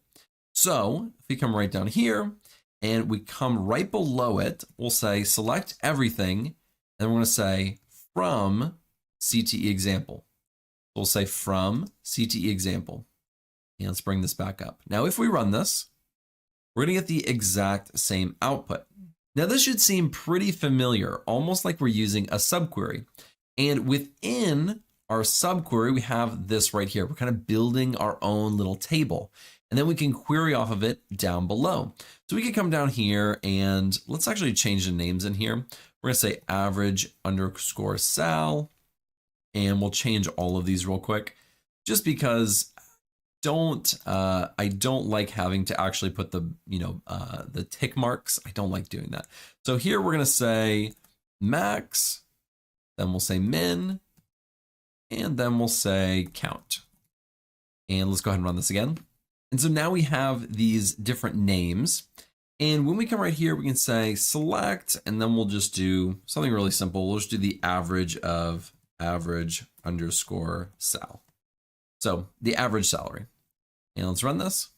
And so this is the average between both the males and the females. Kind of the purpose of these CTEs is to be able to perform more advanced calculations, something that you can't easily do or can't do at all within just one query. Another reason to use a CTE is just the readability. You can absolutely write this using a subquery, and let's do that really quickly. And it's just going to be a little bit tougher to read and look at. So let's come right up here. We're going to say from, and we'll do right here, we'll say select everything. We'll do select average sal from here, and we're going to need to name this. So we'll say do example underscore subquery. And we'll get rid of this, and then we just need to get rid of this, and we can run this query, and we get the exact same output. Now, if I formatted this exactly the same, just like this, and the name's down there, if we look at this, the syntax is just a little bit more difficult to read. We're selecting the average of average sal from, and then we have our subquery right here, and then we're naming it at the bottom. If we scroll up and compare this one just looks a lot better.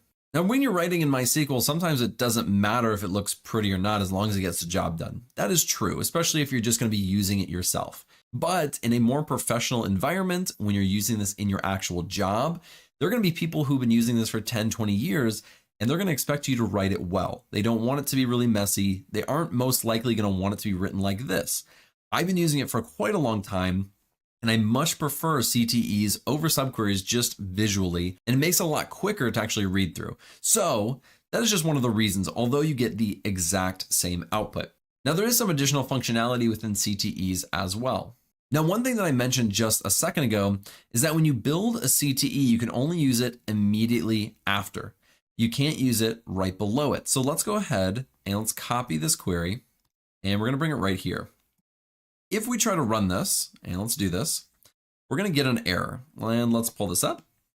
It says table parksandrec.cte example doesn't exist. So we're looking for a table called CTE example in our database, but it's not there. Now, the reason this happens is because you're creating a CTE. You're not creating a permanent object like a temp table, which we'll look at in the next lesson. And you're not creating a real table, and you're not creating a view. You're really not creating anything. It's just a common table expression to create this table right here, this basically almost like a temporary table almost, but then you're just using it to query off of it. You're not saving it. You're not storing it in memory. You're not really doing anything with it. It's just like writing a regular query. So this is why you can only write it immediately after creating the CTE. You can't write it down below and reuse it because it's just like calling a query that you wrote before. It just isn't going to work. Now, the next thing that I want to take a look at, and let's copy this down here.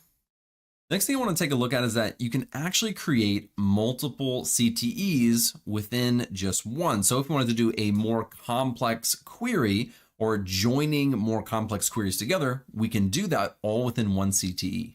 So let's come right here. Let's get rid of all of this. And we're going to say from the demographics table, we're going to say where birth underscore date, and let's just do is larger than 1985-01-01. So we have one query, and we'll take just a few columns from this table. So we'll take, let's say, the employer or employee ID. We'll take the gender and the birth underscore date. So this is one query, and we're filtering just based off of this birth date. Now, when we create this, this is the CTE example, but we can have a comma here. We can come down below, and then we can say CTE underscore example 2. And I need to combine that. So 2. And then we can say as, and then we have another query. So then right here, we could say select everything. We'll change that in a second from employee, say salary. And in the salary, we'll just do a simple one. We'll do where salary is greater than 50,000.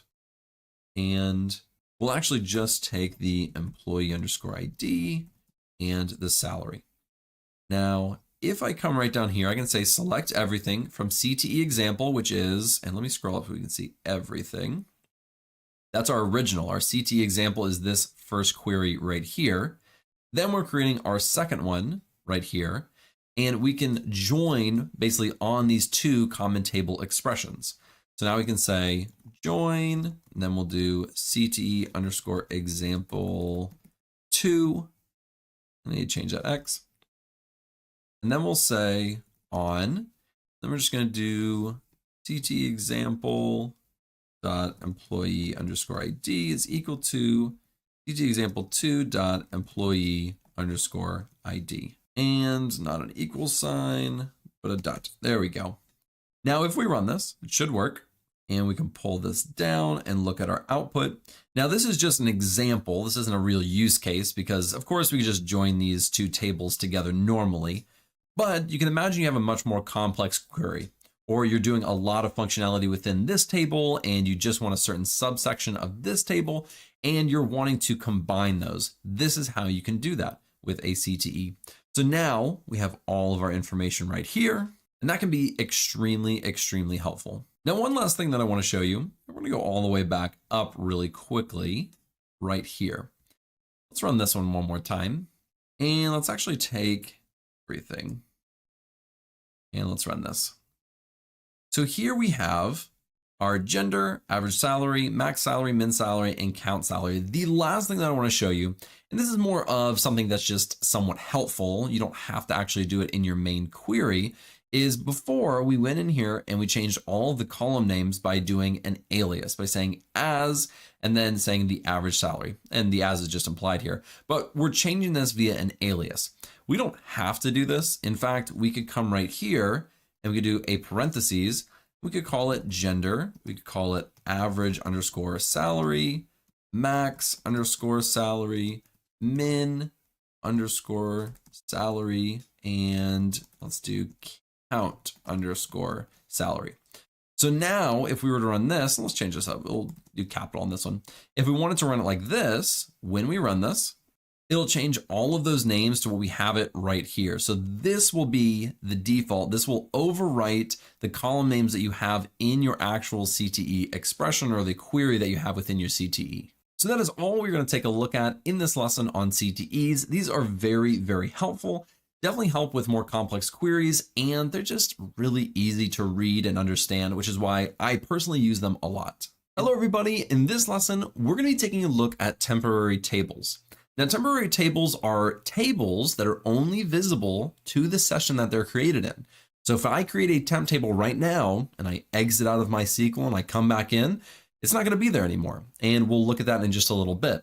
Now, temporary tables can be used for a lot of things, but how I've mostly used them, especially as a data analyst, is for storing intermediate results for complex queries, somewhat like a CTE, but also for using it to manipulate data before I insert it into a more permanent table. So let's take a look at how we can create a temp table. There's two ways that you can do it. I'll show you the first way, which I don't think is as popular, and then I'll show you the second way, which is how I typically use it the most. Now, the first way to create a temp table is to create a temporary table. I need to sound it out like that. It's the only way I can spell. So we're going to do temp underscore table. So this is our name. Now, if we just took this out and we created a table, this would create a table in our Parks and Recreation database, but we don't want that. We want to create a temporary table that just lives inside of our memory, or the memory within our computer. Now we're going to create this temporary table much like we would a regular table, and we're going to need to name the columns as well as the data types. So let's do first underscore name, and our data type can be varchar, let's say 50. Then we'll do a comma. Then we'll do last underscore name. We're going to keep this really simple. We'll do varchar 50 again. And then for our last one, we'll do favorite underscore movie. And for this one, it needs to be longer. So we'll do varchar, let's say 100. Now let's get rid of this. And let's actually run this after we do our semicolon. Let's actually run this. And nothing's going to happen. Let's click refresh. Nothing's going to happen. At least you can't see it happening. But let's pull this up. And you can see that create temporary table says 0 rows affected, but it was created. Now, in order to actually see it, we can do select everything. And we'll do this from our temp table. And we'll add a semicolon. And then we run this. And we have this empty table right here. Now, what's really great about these temp tables is then you can insert data into it, and it basically is like a real table, except it just lives in memory and they go away after a while, but you can reuse this temp table over and over and over again. Now let's insert some data into here, and then we'll take a look at this again. So let's come right down here. Let's insert data. We'll do insert into, and we want to insert that into the temp table. And we're just going to say values. Now we just say values. I'll use myself for this one. We'll do Alex Freeberg. And what's my favorite movie? Give me a comma. That'll be Lord of, I think it's like that. Lord of the Rings, The Two Towers. That's probably my favorite movie of all time. Now, let's go ahead and insert this data. And let's pull this down here. And let's run it all the way down here after we add our semicolon. And when we run this, you'll notice that now we have data in here. So now we can use this table much like any real table. So that's the first way to create a temp table. Not my personal favorite way, although there have been some use cases where I've done it like that. I'm going to show you the way that I typically do it. And for this, let's select everything from the employee underscore salary table. Let's run this. Now, let's say I just wanted a subsection of this data to sit in this temp table where the salary is greater than, let's say, 50,000. Well, I could easily do this. I'm going to say create temporary table. And let's do this one as salary over underscore 50K. Now, one thing about naming either temp tables or CTEs or subqueries or any of these things where you need to name something, I try to typically name it something that actually makes sense. So the salary over 50K is something I would actually name it in my real work. I wouldn't normally name it something like temp table. The reason for that is because when you're in a work environment and you have lots of temp tables, you're creating really advanced stored procedures, really advanced queries, you have hundreds or even thousands of tables and different databases, it gets really complex. So naming conventions are actually pretty important, or they become more important the more you get entrenched in this stuff. So just something to think about. Now we're creating this temp table. Now we don't have to really insert data into it more than we're just going to select data from an already existing table. I'm going to say select everything from, I'm going to say employee salary. Then we're just going to say where the salary is greater than 50,000. Now I want Tom and or Jerry. I want them to be included as well. So I'll actually say greater than or equal to. So now we're creating a temporary table based off of an already existing table. And we're just selecting data into this temporary table. So when we run this, now we can select the salary over 50K. And let's run this. And it works perfectly. Now, the great thing about temp tables is they last as long as you are within that session. Meaning if I copy this query, let's go to a new window and let's paste this in here. Let's zoom in a little bit and let's run this. It still works even in a new window. But if I'm to exit out and come back in, then it is no longer going to be working. Now let's exit out of this. Let's come back in and we'll see if these temp tables still work. Let's go ahead and exit out. Oh, geez, I'm embarrassed. All right, let's go to MySQL. Let's come over here to the local instance. So now it pulls right back up. Zoom in once again on both these, and let's try to pull up our salary over 50K temporary table. Let's run this, and we're not getting an output. Let's go back. It's gonna say error code. The table salary over 50K does not exist. So it only lasted as long as we were within this session. So that is how we create our temp tables, and that's how we use our temp tables.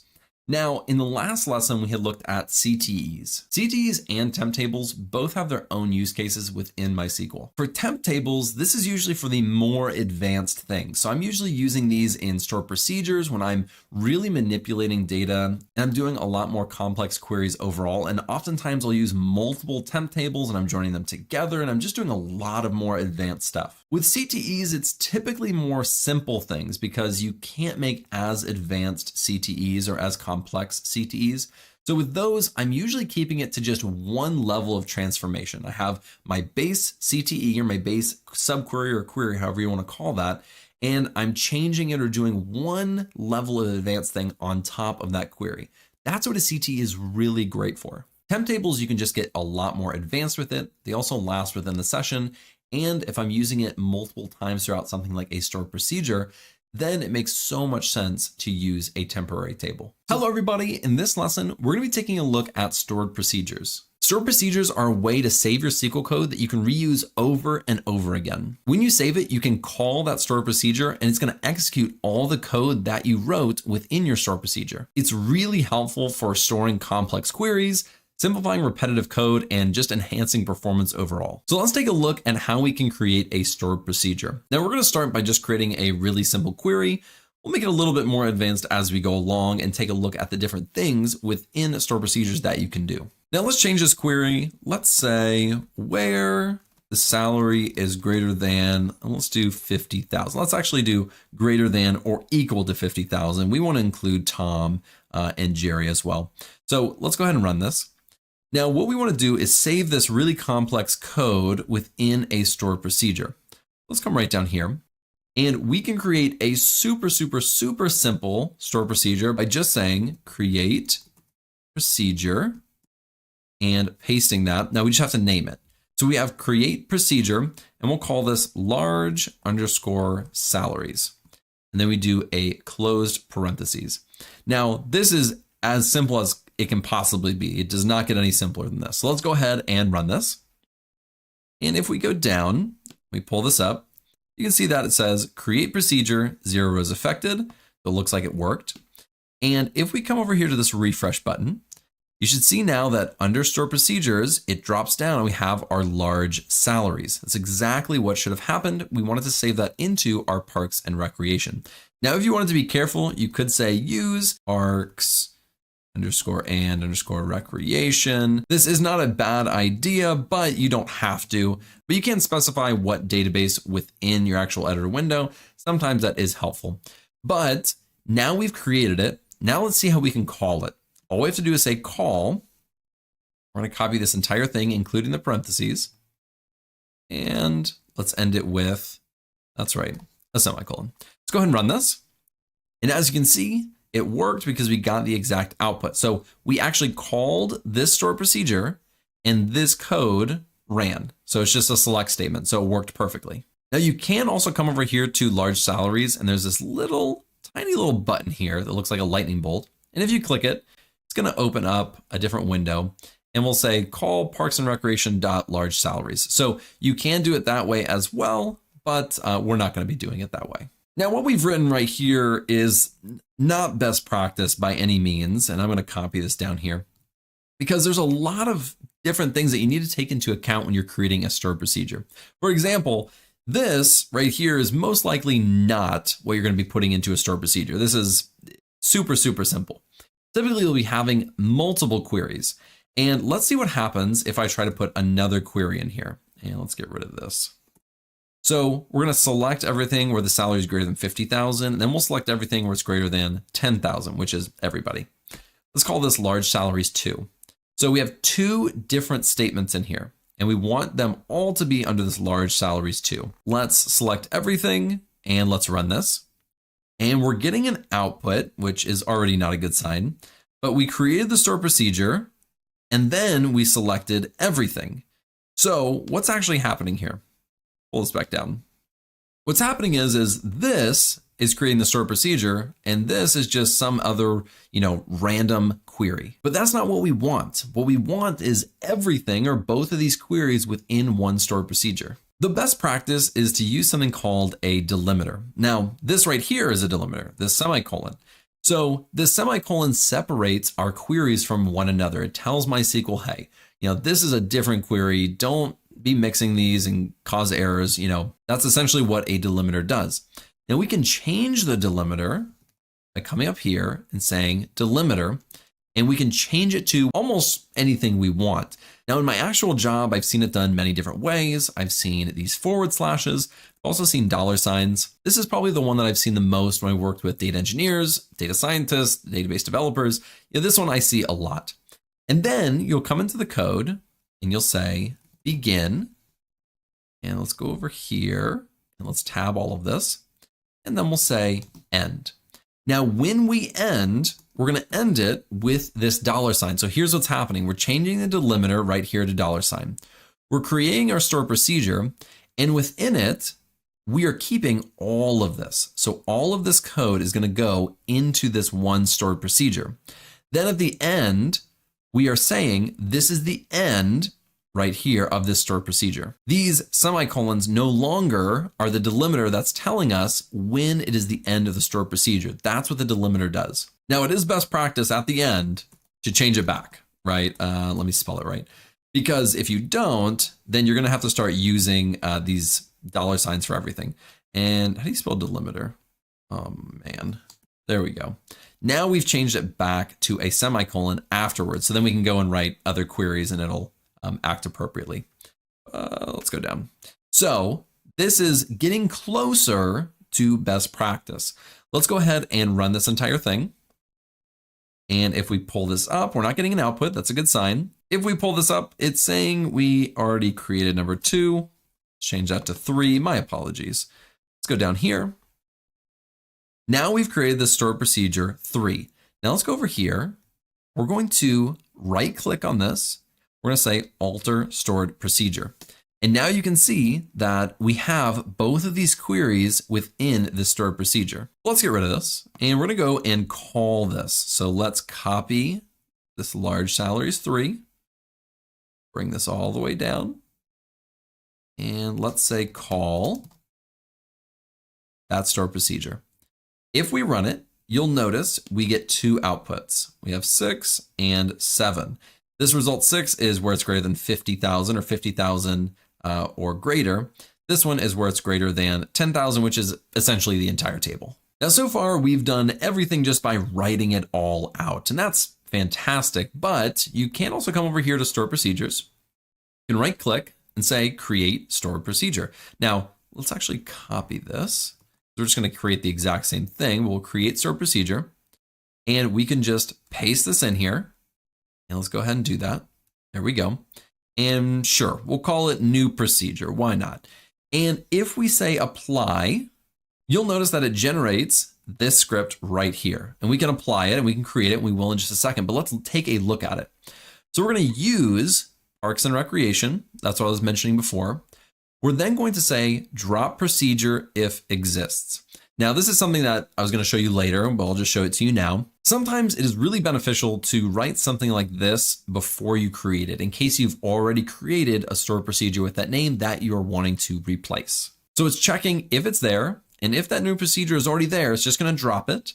Then it comes down, and let me see if I can zoom in on this. And then it's going to create our delimiter, which it uses $signs. So MySQL is even, validating what I was saying earlier. We're going to use Parks and Recreation again. And now again, we have to use, instead of a semicolon, we're using $signs. Then we're creating the procedure, which is new procedure. We're saying begin, end, and then it's even changing the delimiter back. So basically everything that I said, this is kind of doing it for you automatically. Now, when I click apply, it went ahead and executed that SQL statement, and our new one is ready. So we can go ahead and alter that stored procedure, and it looks exactly the same as this one out here, which was large salaries number 3. So it looks exactly the same.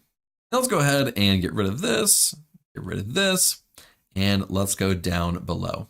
The next thing I want to take a look at is something called a parameter. Now, before I actually get into this, I'm going to copy all this down here because I don't want to rewrite all of it, if I'm being honest. So let's paste this in here.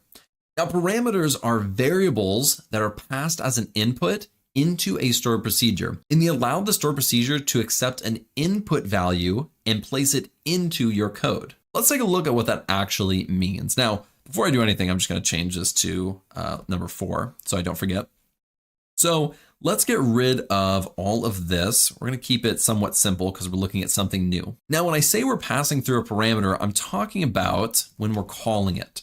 So let's say we've already created this one. I'm not going to, run this yet, but let's say we've created it. Let's say I want to pass in an employee ID. I want to pass in a specific person and I want to retrieve their salary. I know their employee IDs. I just want it to pull up their salary for us. So what we're going to do is we'll get rid of this. And when we're calling it, let's put this down. When we're calling it, I'm going to pass through a value like 1. That's Leslie Knope. And then I want the salary to be the output. So I'm going to select the salary. So we're selecting salary from the employee salary, but how do we know that this one is the person we're looking for? Well, when we're actually creating this parameter, we create it right in here. That's what tells the stored procedure to accept an input value when we're calling it down below. We're going to call this employee underscore ID. Now, after we call it, after we name our parameter, we need to then give it a data type. So I'll call this an integer. So we're telling the stored procedure when somebody calls this stored procedure, they have to pass through an integer. It can't be a string or it can't be a date. It has to be an integer. Now, what we're going to go do is right down here, we'll say where the employee underscore ID, that's from this column in the actual table, we'll say is equal to the employee underscore ID, which is our parameter right here. Now you may be thinking, that's really confusing. They're named the exact same thing. Can I change it? The answer is yes, I actually encourage it. So there are some naming conventions that are out there that I think are helpful, ones that I personally use. But remember, this is just kind of a variable parameter name. You can kind of call it whatever you want. So if I wanted to say Huggy Muffin, I could. And this could be Huggy Muffin. So let's try it with Huggy Muffin. I just came up with that off the top of my head, so don't judge me. But we're going to create the stored procedure. And then when we call it later, we want it to return the salary where the employee ID right here is equal to whatever was passed through that parameter, that input parameter. And we're going to keep it as 1, so it should return 75,000. Let's go ahead. We're going to create this. And now let's go right down here and we're going to run it. And we can see that that is the salary and it worked perfectly. Now, like I was saying, that is not what I would actually name it. There are some naming conventions like underscore param at the end. So you kind of want to keep it, at least I recommend you try to keep it similar to what you're actually looking for. And you can either end it in underscore param, or there's another way that you can do it, which is come right over here and do p underscore. And these are just ways that you can tell the code, or you can just be able to visually see the difference in the code. So this is just what I recommend. Then you put it right down here. You say where the employee ID is equal to p underscore employee ID, saying this is the parameter that's being passed through and put into our actual query. Hello, everybody. In this lesson, we're going to be taking a look at triggers and events. A trigger is a block of code that executes automatically when an event takes place on a specific table. For example, let's take a look at these two tables. Now, when a new employee is hired, they're put into this table with their salary information and everything. But sometimes people forget or don't add their information, like you know who right here. They're not put into this demographics table, and we want to change that because we want to have everybody in here. So when somebody is put into this salary table, we want it to automatically update with the employee ID, first name and last name into this table right here for the employee ID, first name and last name. So we're going to write a trigger when data is updated into the salary. It's going to also update the employee demographics for us. Now let's go right down here and we're going to take a look at how we can do that. Now, if you watched the last lesson on stored procedures, we'll do a lot of the same writing style or same formatting for triggers and events. So what we're going to start with is the delimiter. We're just going to do that right off the bat before we get into anything. And we're going to change that to the $. Now, the delimiter, again, in case we have multiple lines of code, which we're going to have. If we have multiple lines of code when we're creating this trigger, this delimiter is going to help us have multiple queries within our create trigger statement. So this is really important. We'll just start out by doing that. Now let's create our trigger and we do need to name this. So we'll say employee underscore insert and we'll just call it like that. Did I spell that right? Yeah, employee insert. So we have our create trigger. We've named it. Now we need to specify what event needs to take place in order for this to be triggered. So we're going to say after an insert, and I need to spell insert right, after an insert on, and we'll do the employee underscore salary table. So after we insert onto the employee salary table, down below, we're going to write what's actually going to happen. Now we're writing after because we're doing it where when new information is put on the salary table, it's automatically updated into the demographics table. But you could also do before, which means if data is deleted from the employee salary table, something could happen. But we're not doing any deleting or any updating. We're doing insertion. So we're going to say after an insert on. Now, the next part that we need to write is for each row. Now, this for each row means that the trigger is going to get activated for each row that is inserted. So if we had an insert statement that inserted 4 different people who were just hired, that means this trigger is going to be activated 4 times. Now, some SQL databases like Microsoft SQL Server have things like batch triggers or table level triggers that'll only trigger once for all 4 of them. And in my opinion, those are really, really nice. I've used those. I like them. The way that MySQL has it right here is not the most optimal way to do it, unfortunately, but we don't have access to the batch level or the table level triggers at this time. So this is really just the setup for what we're about to write. So after it's inserted on the employee salary table for each row, what is going to happen? We're going to go down here and we're going to say begin and we'll have end. Now, the code that we're going to write here is what's going to happen after this event takes place. So what we're going to do is we want to take from this table, let's bring this back up real quick. When we insert a new person, we want to take the employee ID, the first name and the last name and automatically put it into the demographics table. So we want to say insert, and let me do tab, insert into. We're going to insert into the employee underscore demographics table. And we're not taking everything. So let's actually specify what columns we're doing. We're doing employee underscore ID, first underscore name, and then the last underscore name. Now we need to specify what the values are. Now from the employee salary table, we're taking employee ID, first name and last name, but we don't want to take all of them, right? We don't want to take every single employee ID, every single first name, every single last name. We only want to take the new values that were just inserted. Well, luckily for us, there is something that we have for this. So let's do values, new parenthesis. We have something called new. Now new is going to say we're only taking the new rows that were inserted. There's also an old like this, where it takes rows that were deleted or updated, but of course for us, we're going to be using new. So we'll say new dot employee underscore ID, new dot first underscore name, and then new dot last underscore name. And we'll close that. Then we'll come down here And we'll do our delimiter, and we'll change this as well. We'll say delimiter back to a semicolon. Now we're getting this error because we need this right here. So let's recap what we've created, then we'll actually create it and try it out. So we're creating our trigger called employee insert. After a row is inserted into the employee salary table, for each row, here's what's going to happen. We are going to insert into the employee demographics table, the employee ID, the first name and the last name. Those are the columns that we're going to insert into.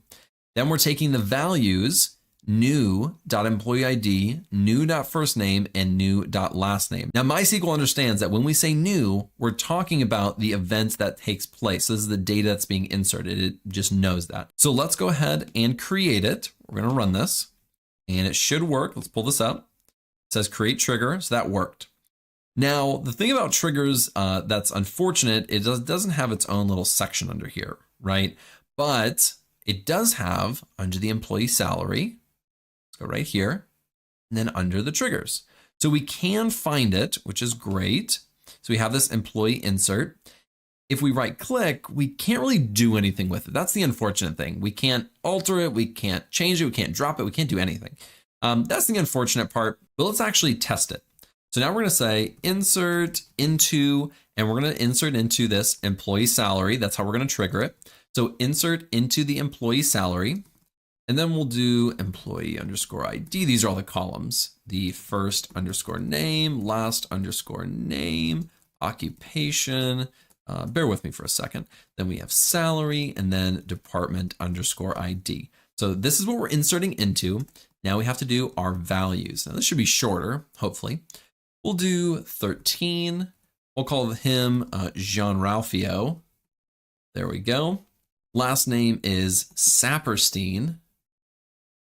Just like that, and not actually just like that. That's not spelled right.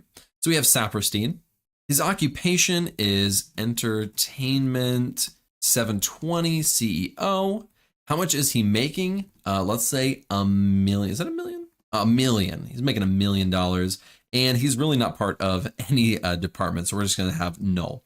So what we're about to do is we're only inserting on the employee salary table, but we're putting all the values that we need into the appropriate places. Let's add a semicolon. Let's go ahead and run this. Make sure it worked. It says insert into, and then one row affected. Now let's come back up.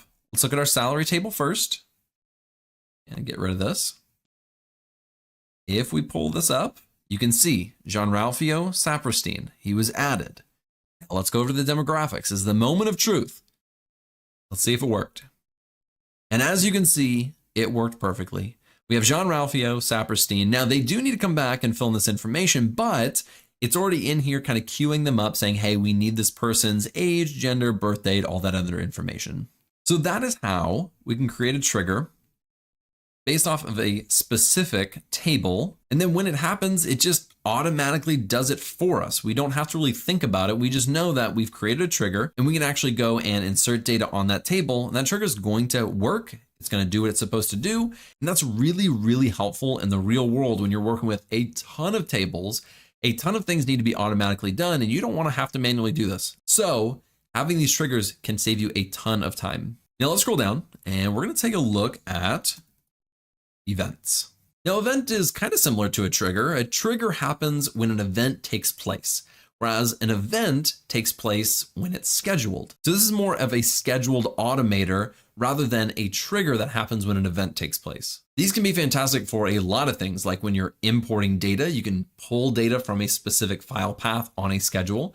You can build reports that are exported to a file on a schedule. You can do it daily, weekly, monthly, yearly, really whatever you'd like. It's just super helpful for automation in general. Now, let's say the Pawnee Council comes up with some new legislation. They need to save some money, especially in the Parks and Rec department. We're just spending too much, or they're spending too much. And what they want to do is retire people who are over the age of 60 immediately and give them lifetime pay.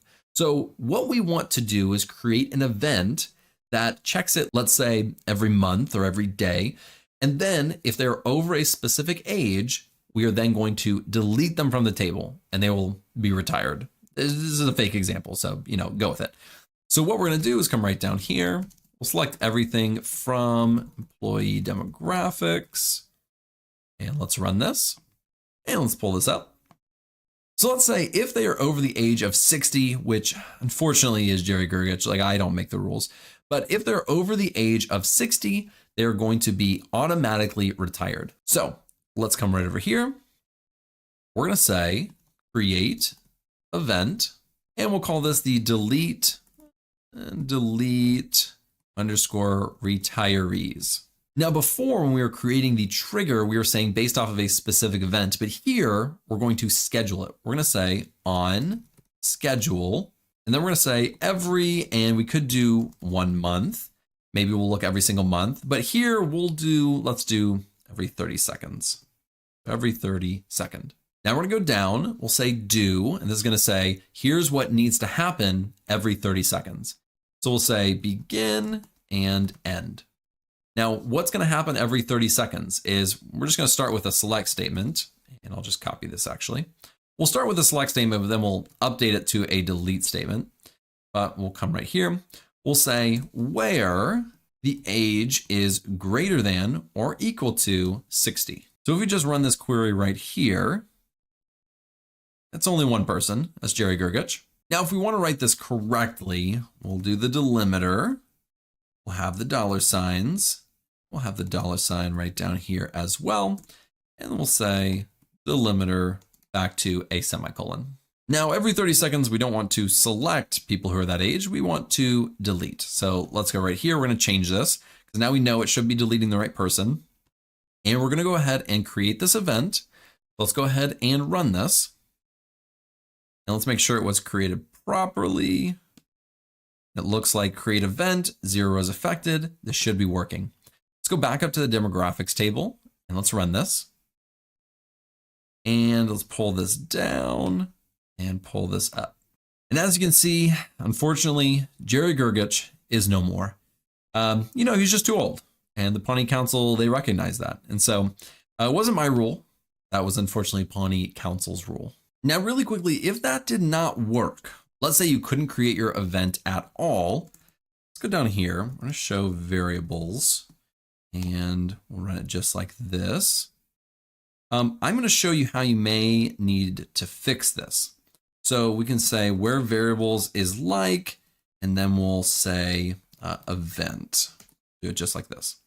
So I have event scheduler where the value is on. If yours is off, which sometimes that can happen, you're just going to update this to on. Now, another issue could have happened, and I just want to explore this for just 1 second. You may not have permissions to delete things. If you do not, come right up here. Let's try to figure this out together. It's actually edit, preferences, and I want to say it's right here into the SQL editor at the very bottom. Yeah, so save updates, rejects updates, and deletes with no restrictions. This needs to be unchecked. So go to preferences, go to the SQL editor, down at the bottom, unclick this. If that didn't work. Now, if everything worked perfectly, you don't need to change a thing. But if it didn't, I just wanted to work through, some troubleshooting that you may just have to Google or ChatGPT or something to try to figure out. So that is how we can create an event in MySQL to run on a schedule. Now, typically you wouldn't do it on every 30 seconds. You would do something like every 1 month or every 1 year or, a longer time frame, but you get the picture of what we're trying to do. Hello, everybody, and welcome to the very first project in the MySQL series. Today, we're going to be focusing on data cleaning. Now, if you don't know what data cleaning is, it's basically where you get it in a more usable format. So you fix a lot of the issues in the raw data that when you start creating visualizations or start using it in your products, that the data is actually useful and there aren't a lot of issues with it. So that's really what data cleaning is. Now, what we're about to do is create a database. We're going to import a data set. This is a real data set. And what we're going to do is we're going to clean the data. So I'm going to show you and walk you through all the steps in order to clean the data. The data set that we're going to be working with will be in the GitHub. So you can just go and download that. I'll have a link somewhere in the description, but let's get started. First thing we're going to do is create a new database. So we'll go right over here to create a new schema. And we're just going to call this one, we'll do this as world underscore layoffs. So if you can't tell already, we're going to do world layoffs. That's the data set that we're going to be doing.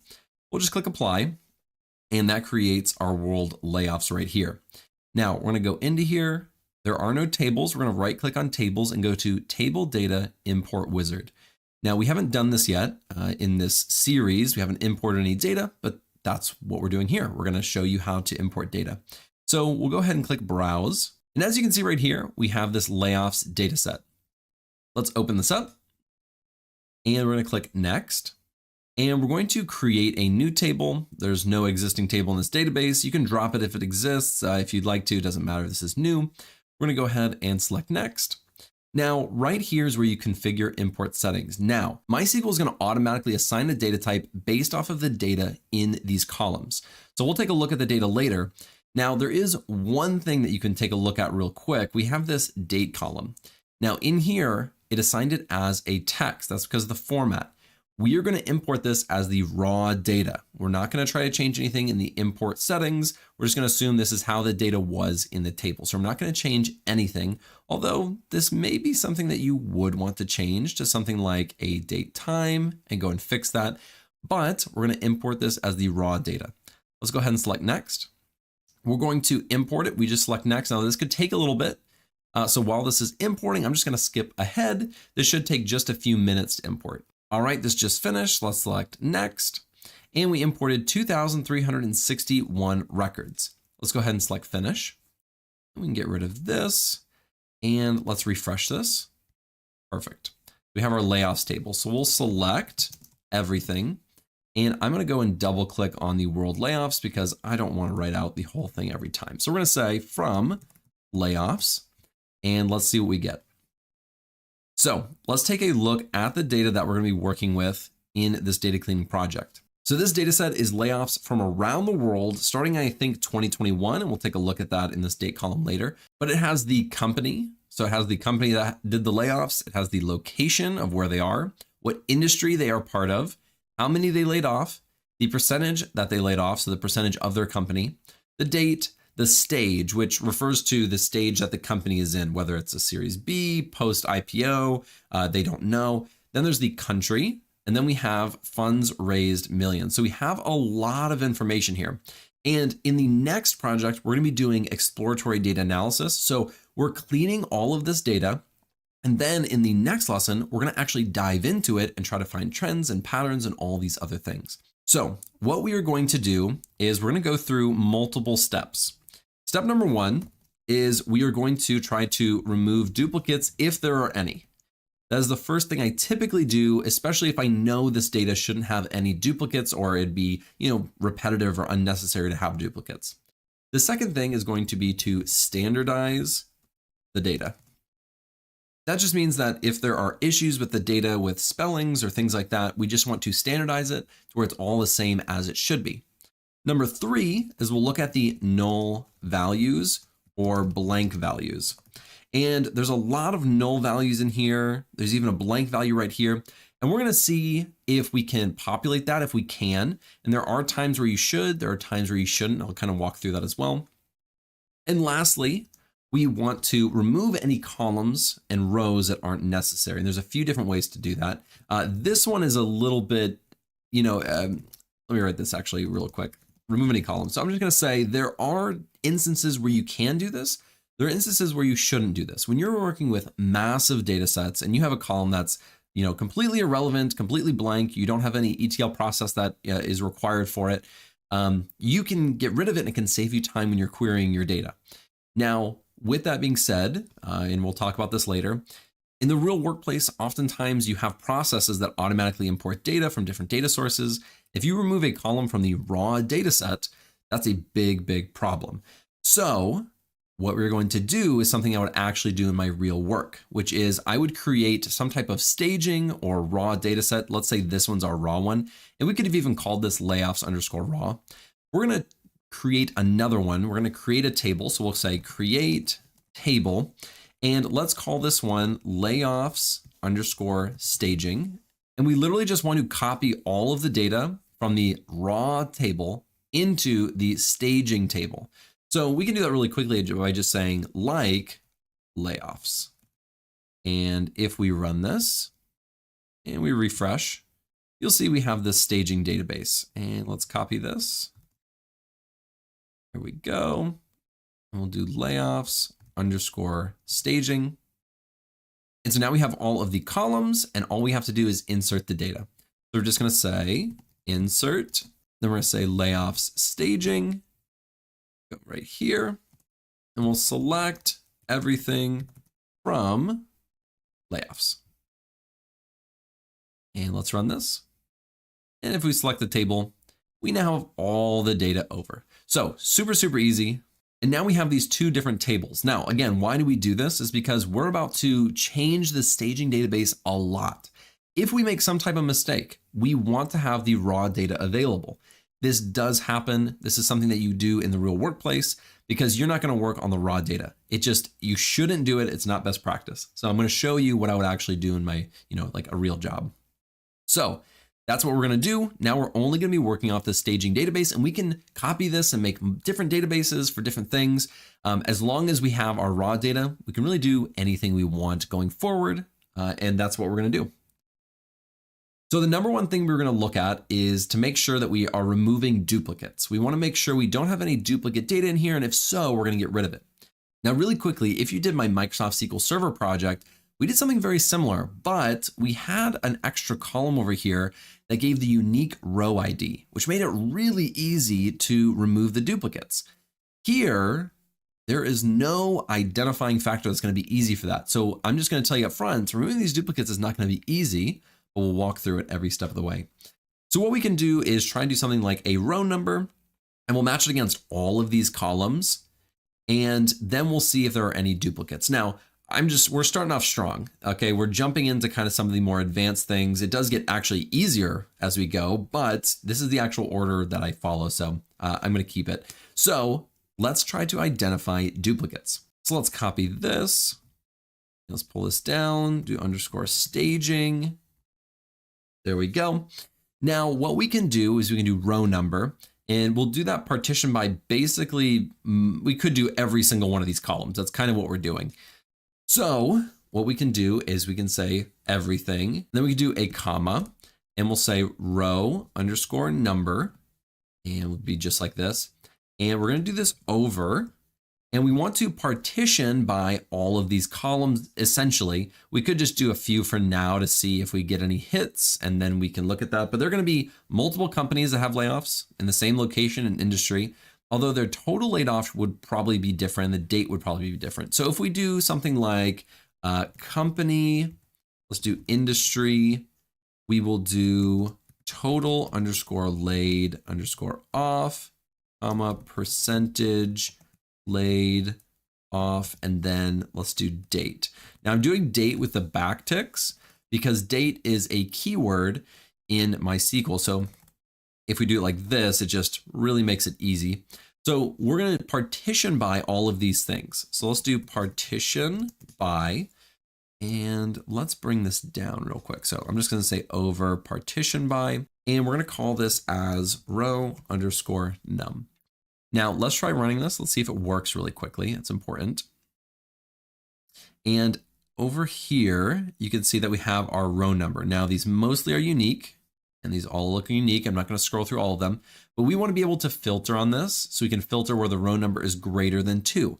If it has 2 or above, that means there's duplicates. That means there's an issue.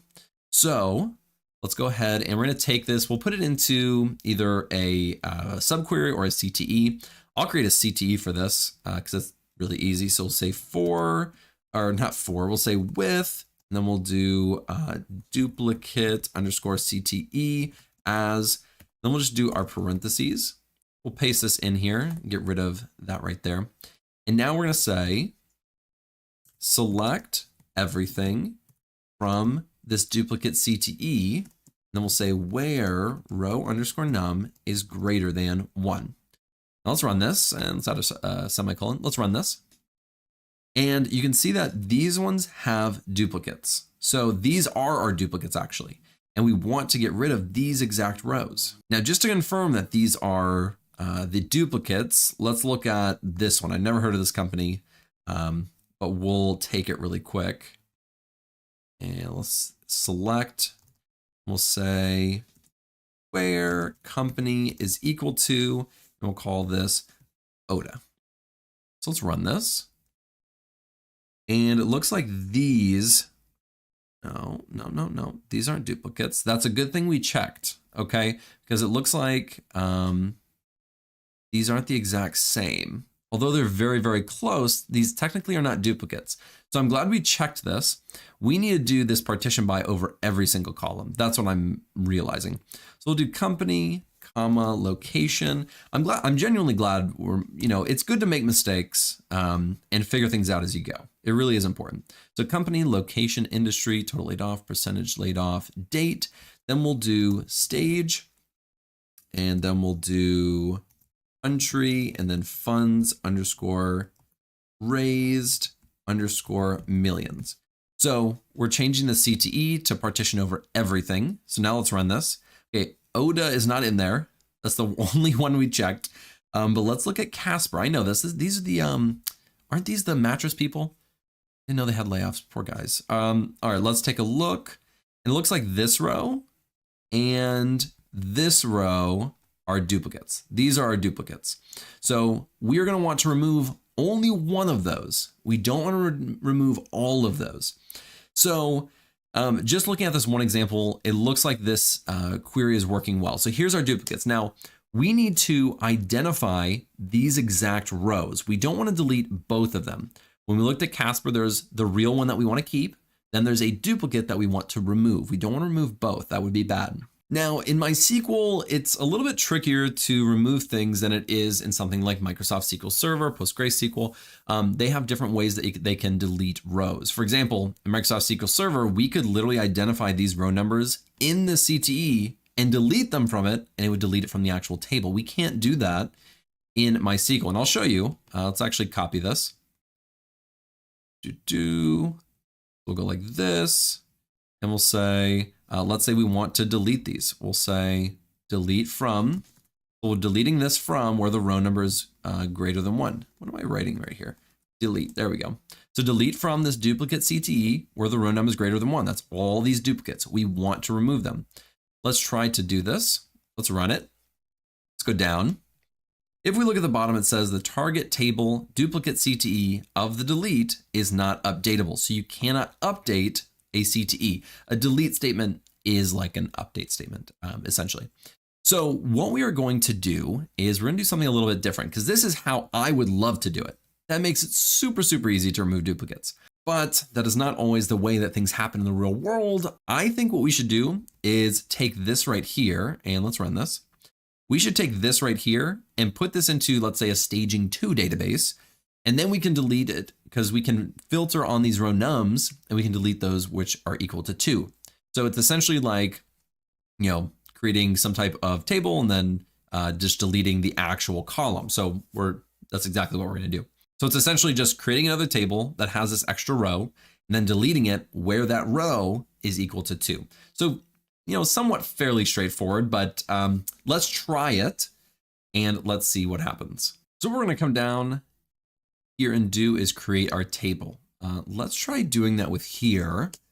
Let's copy to clipboard a create statement. Let's see if this works.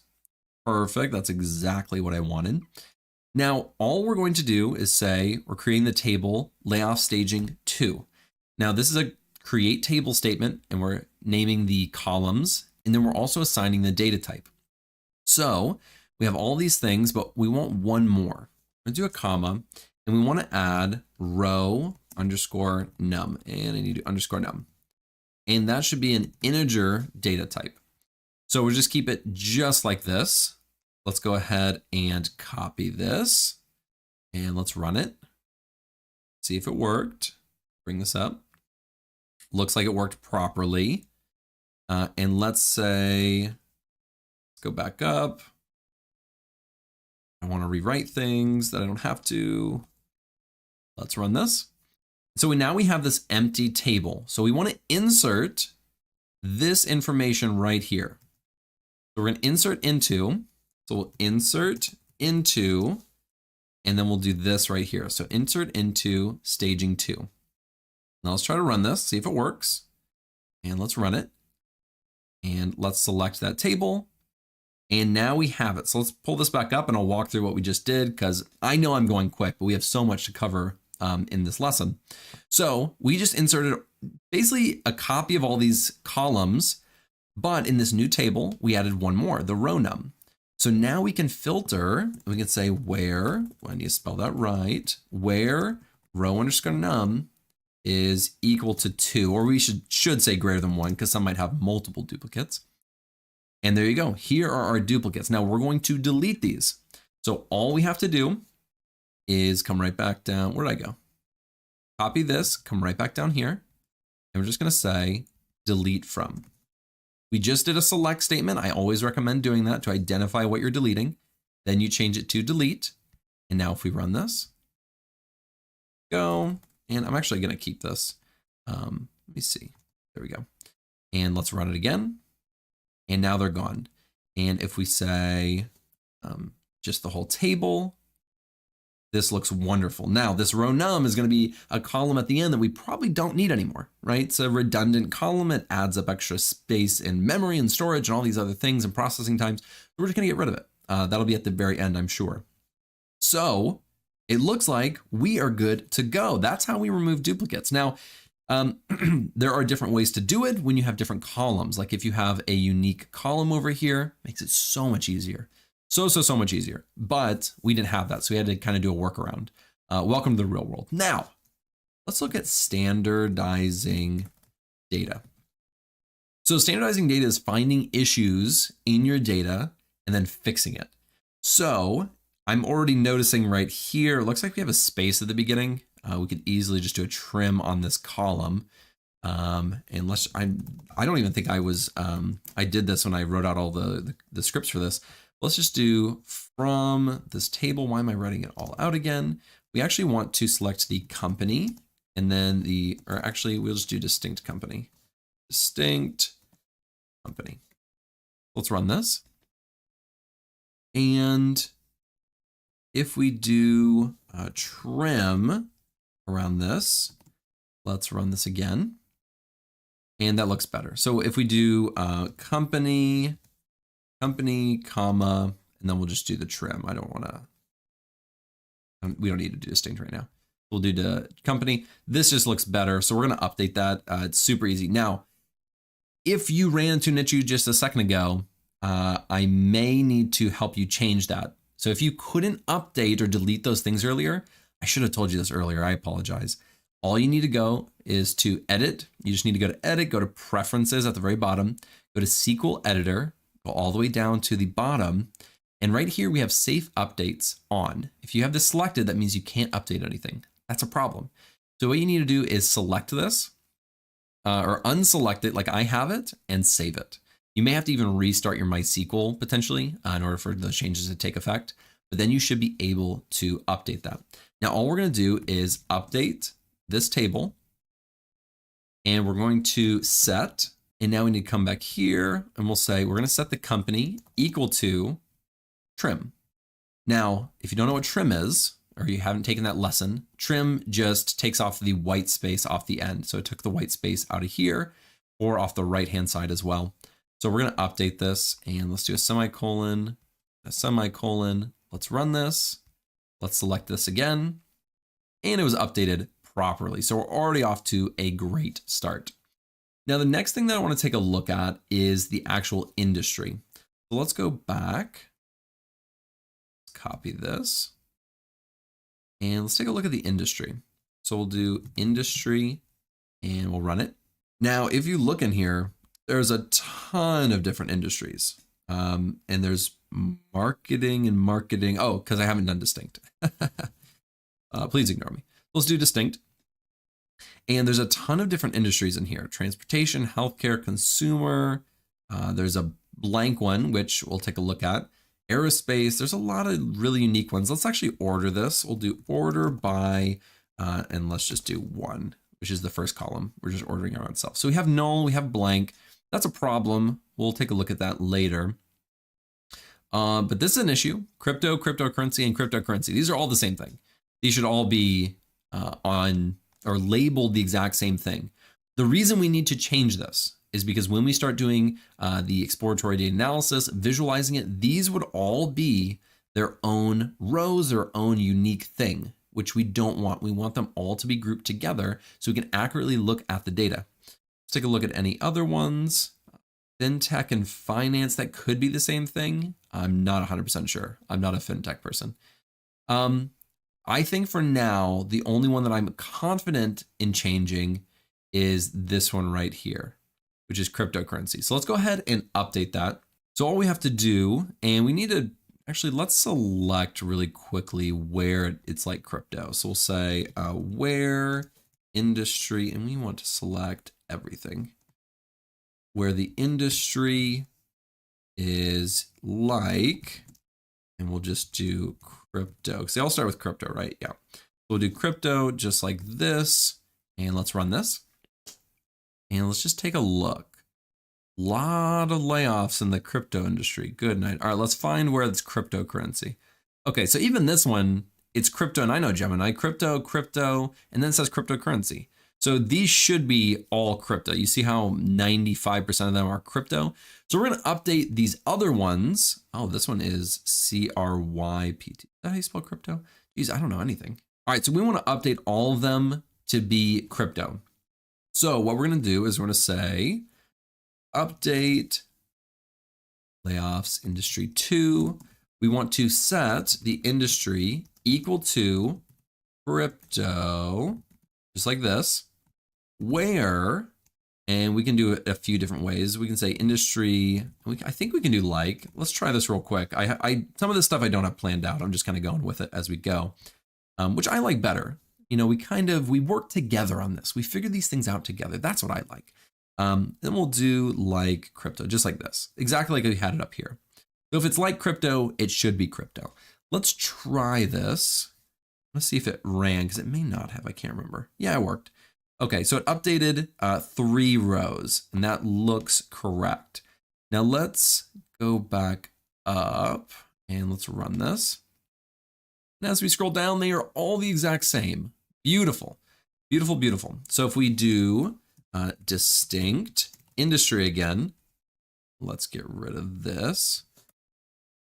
If we run this query and we scroll down, crypto is its own thing, beautiful, and it looks great. We can look at those later on how we can update those, but let's keep going. Let's look at our whole table again. And these blanks and these nulls are actually an issue. We do need to deal with them, but my instinct is telling me go fix it. But my tutorial side is saying, okay, stick with the tutorial, the order that we agreed on. So let's go take a look. We've looked at company, we've looked at industry. Let's just real quick look at distinct location. Now, it's good to look at most of these things, right? There could be small, tiny issues that you just never saw. And we're just going to order by 1, just do a real quick, just a scan to see if we find any issues. That could be an issue, but that could just be another language, if I'm being honest. I don't know. I'm just scrolling through here because I want to make sure, because this is not something I had in my pre-written script. This looks pretty good to me. Let's do everything. We'll run this, and now let's look at country. So we'll do distinct country, and let's run this. And let's scroll down. Again, this is sometimes just what I actually do. All right, we got an issue right here. Super common. Somebody put a period at the end, some dingus. And we're not going to judge that person. I don't know who it was or who ruined this data set, but yeah, that's a problem. So we're going to need to just update that. It looks pretty simple, but I'll just say where country is equal to, or let's say like, and then I'll say like United States. There we go. And oops, I want to say select everything. I just want to see where it's at. Oh, geez, there's too many. Let me see if I can spot it. I can't spot it. It looks like there's supposed to be United States, not United States dot. That's the issue. We can easily fix this, and we can probably, let's do really quickly. Let's do select distinct, and then we'll do country, comma, and then we'll do a trim because we want to get rid of that, that one. We'll do country. Now, just doing the trim won't fix it. Let's go to the bottom. So doing the trim doesn't fix it. But here's what you can do. It's a little trick of the trade here. We're going to do something called trailing, which means coming at the end. So what's trailing? The period from country. Let's try running this. Scroll to the bottom, and it fixed it. So this is a little advanced little tidbit for the trim here. We can do trailing from the country. We're looking for something that's not a white space. We're specifying we're looking for a period. So now what we can do is we can say update. We can set the country, we'll do update this table, and we'll, and we'll set, what am I doing? What's going on here? We'll set the country equal to, and we'll do it just like this, but we're only going to do it for country, right? So we'll say is equal to trim, and then we'll say where country is equal to, or actually let's say like, and let me see if I have this. Oh, I don't. Let's just say like United States, like we had it before. Just like this. So let's go ahead and update this after I put my semicolon in. Let's run this. And let's run this again. And it shouldn't need to fix it anymore. It's just one row. That's perfect. That's exactly what we wanted. Now, one thing that's really important, and this is, this is a longitudinal, it's not the right word at all. Give me a second. I can't speak and write at the same time. So sometimes I just say dumb things.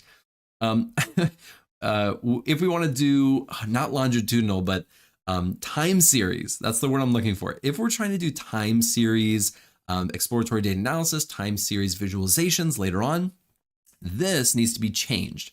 Right now it's text, and we can look at that by going right. Actually, let's refresh this. We're not looking at staging, we're looking at staging 2. If we look at the columns and we come down here to date, it is a text column. That's not good if we're trying to do time series stuff. We want to change this to a date column. Now, how can we do that? Let's take a look. So let's do date, and let's not actually do it like that. Let's do date backslash.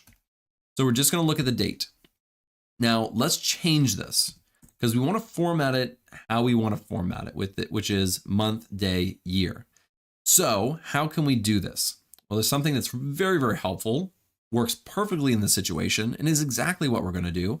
It's called string to date. So we're going to do string underscore, there it is right there, underscore to underscore date. It literally helps us go from a string, which is a text, that's the data type, to a date. So it's perfect. Now, all we need to do is pass through 2 parameters. We have to pass through the column, which is the date column, and then what format we want it in.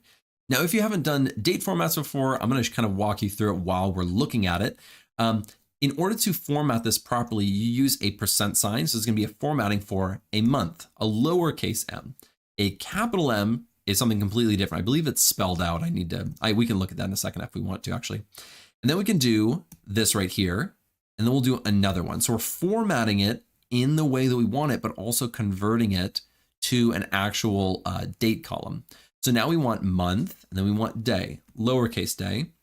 We'll do a / and then another % and then a capital Y, which stands for, I believe, the 4 number long year. Let's look at this real quick. So it worked perfect. So it's taking in this format that it's in right over here and converting it into the date format. So this is the standard date format that you're going to find in MySQL. Now let's see what happens really quickly just for fun. Let's see if we do capital M. It looks like that's not going to work at all. Let's do lowercase y and just formatted it to 2020. I think it took the first 2 numbers, it looks like.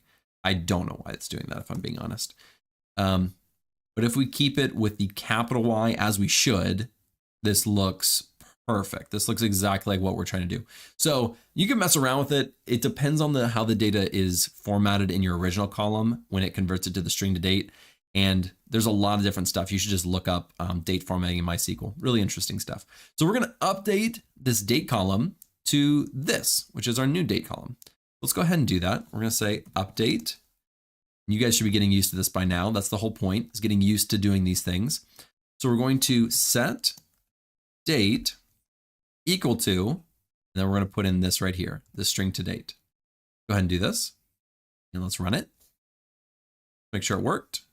2,355 rows. It looked like it did every single one, but let's go ahead and get rid of this, and let's run it. And it looks like it worked perfectly. Now there were some nulls, it looks like, and that'll be something we have to look at later when we talk about nulls, but overall, I believe this looks proper.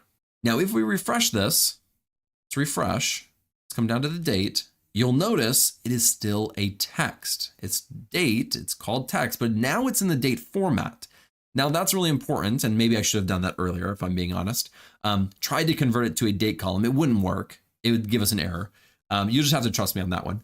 But now we can do it where we can change it to a date column. So let's do alter table. Now, only do this, never ever do this on your raw table, only do this on things like a staging table, because we're about to completely change the data type of the actual table. So we want to change the layoff staging to, and then we're going to come down here and we're going to say modify column. Now what column are we modifying? It's this date column. There we go. And we want to change it to what data type? A date. And am I spelling this right? Yeah, I just need a semicolon here. Whenever I see an error, you gotta just look for the semicolons. So let's go and run this. And let's refresh, see if it worked. And the date was changed to a date, which is perfect. It's all we wanted to do just to make sure we were doing what, or we'll set ourselves up later in the future really well. Let's look at our table. All right, this is very good. So we fixed a few just issues with the company. I believe something with the industry, the cryptocurrency. We changed the country. I'm just gonna go ahead and tell you right now, this one we're not gonna look at until we look at the nulls and whatnot in just a second. So we're not looking at that one yet. And then we have this extra column that we've done. So we've done a lot so far, but the next thing in the process, step 1 was remove duplicates. Step 2 was standardization. Step 3 is working with null and blank values. Now this is going to happen. You're going to have nulls and you're going to have blank values in here. It's somewhere. It's just going to happen. And so we need to think about what we're going to do with that information, whether we want to make them all nulls, make them all blanks, try to populate that data. Let's see what we're going to do. So let's start off with the total laid off. We'll just do where total underscore laid underscore off is null. So in order to look at the null, we say is null. Let's try equal to null. It's not going to give it to us. We have to say where it is null. So we have these values. These are completely null. And there's quite a few of them, but remember, this is also useful information, but if they have 2 nulls, that probably is pretty useless to us. That's something I think we'll take a look at in a little bit, actually.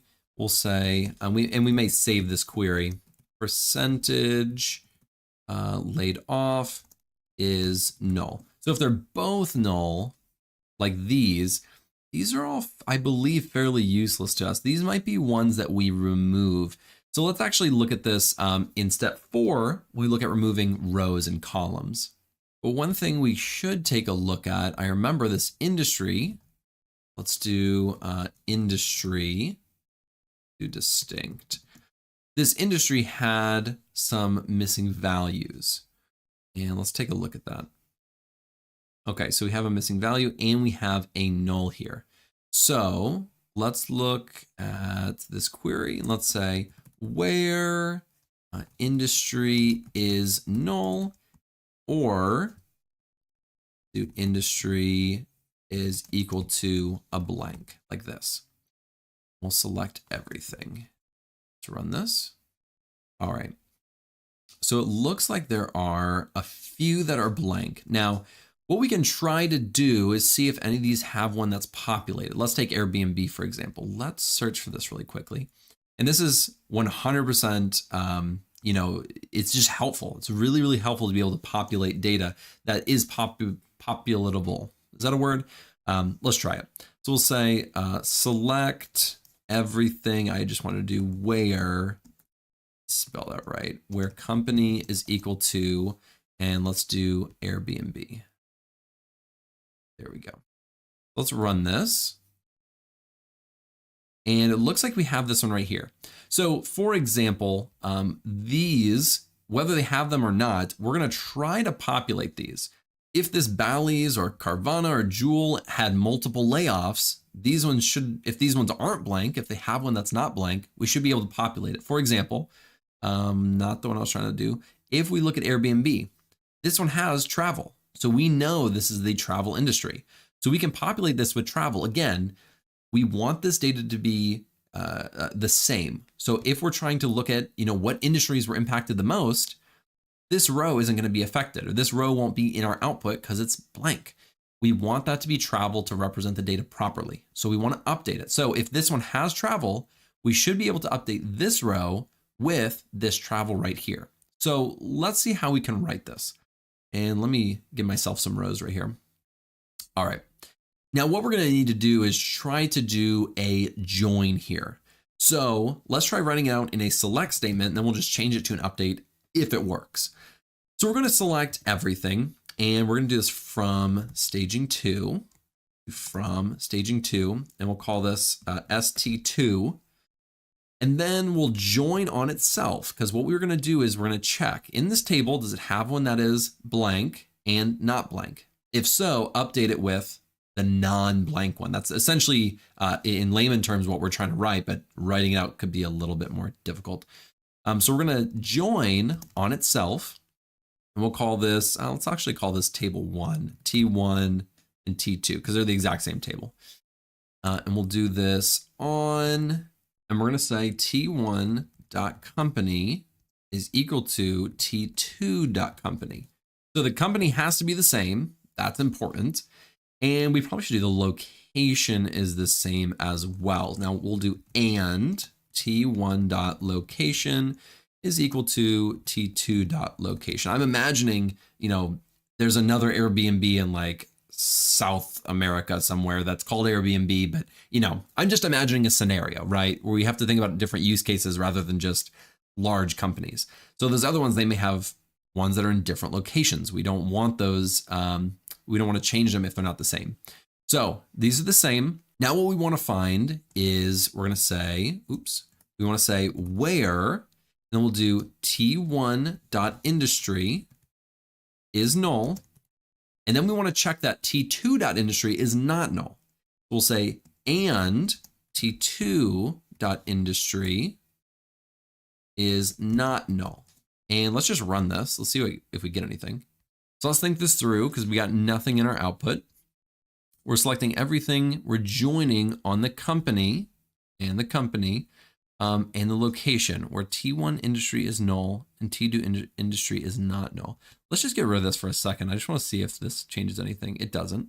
And it's possible actually that instead of doing is null, we could do or, and this, I'm glad we're walking through this. We can do or is equal to blank. And let's try running this. There we go. Okay, so it looks like there's Jewel, Carvana, and Airbnb. These ones all have industries where it's null or blank, and an industry is not null. So that's really good. Now, if we scroll over, see the industry here, this is our T1, this is our first table. If we scroll over, I bet we'll see the T2 industry where it's not null. Let's scroll over, and here's our industry. We have travel, transportation, and consumer. So this worked exactly as we had hoped. I can even pull this up here just to show you a little bit easier what that's doing. And we'll do T2.industry. This is kind of like what we're trying to do. So if it's blank, this one is going to be populated into here if there is one that is not blank. So that's essentially what we're going to do. Now let's write the update statement, and we're going to see if it works. We have to translate this to an update statement. So we'll do update, and we're going to update this right here. So we'll say update T1, and then we'll do the join right there. And now we have to do a set statement. So we'll set the T1.industry equal to, and I'll just copy this, T2.industry. I don't like writing things out. Then we say where. So we do this, just like that. And let's add a semicolon. Okay, let's confirm. So we're updating this table, T1. We're joining on T2, where the company is the exact same. We're setting T1 industry equal to T2 industry. So the T1 should be the blank one. So where the T1 industry is null or blank, and T2 industry is not null. Let's go ahead and run this, semicolon. See if there were about 3 updated. Yep, rematch, 0 rows affected though. Let's go take a look. Let's run this query. Looks like those are still null. Let's run this. That one is still blank. Now let me think here. I'm trying to think of why this didn't work. And I want to walk you through my thought process. It is possible that because these are blanks and not nulls, that it's not working. And I will say that is something I typically do, where I set these blanks to nulls first. So let's actually try that and see if that changes anything. I'm just going to update this. I'm going to say set the industry equal to null. And we'll say where industry is equal to blanks. So we're just changing it to null where it's blank. Let's try this. And let's go back down here to our select statement. So these are all nulls. Okay, I think this is now going to work, because now you can see on this side, it's there's only one option for it to populate it. Before there were those blanks, which I think was causing the issue. Let's get rid of this part, because now we have no nulls. And now let's try running this. We're workshopping this on the fly, guys. Let's see, 3 rows affected. Hey-o, all right. Let's go see if it worked. Let's run this query, and we have none. That's perfect. Let's look at Airbnb. Hey, all right. Ran into some issues, but we worked through it. We figured out the issue, and now it's working properly. And we can even come back up here to select everything. And it looks like Bailey's is the only one that still has a null. Let's look up Bailey's real quick. And we'll say where company is like Bailey. Let's run this. Yeah, and there's only one. So there wasn't another row. All these other ones like Carvana and I can't remember the other, Jewel and Airbnb. Those ones had an extra row. They did multiple layoffs. This one only did 1 layoff. So we don't have another populated row where it's not null to actually populate the null row. That's really all that happened. That's why that worked that way. So I'm really happy that worked.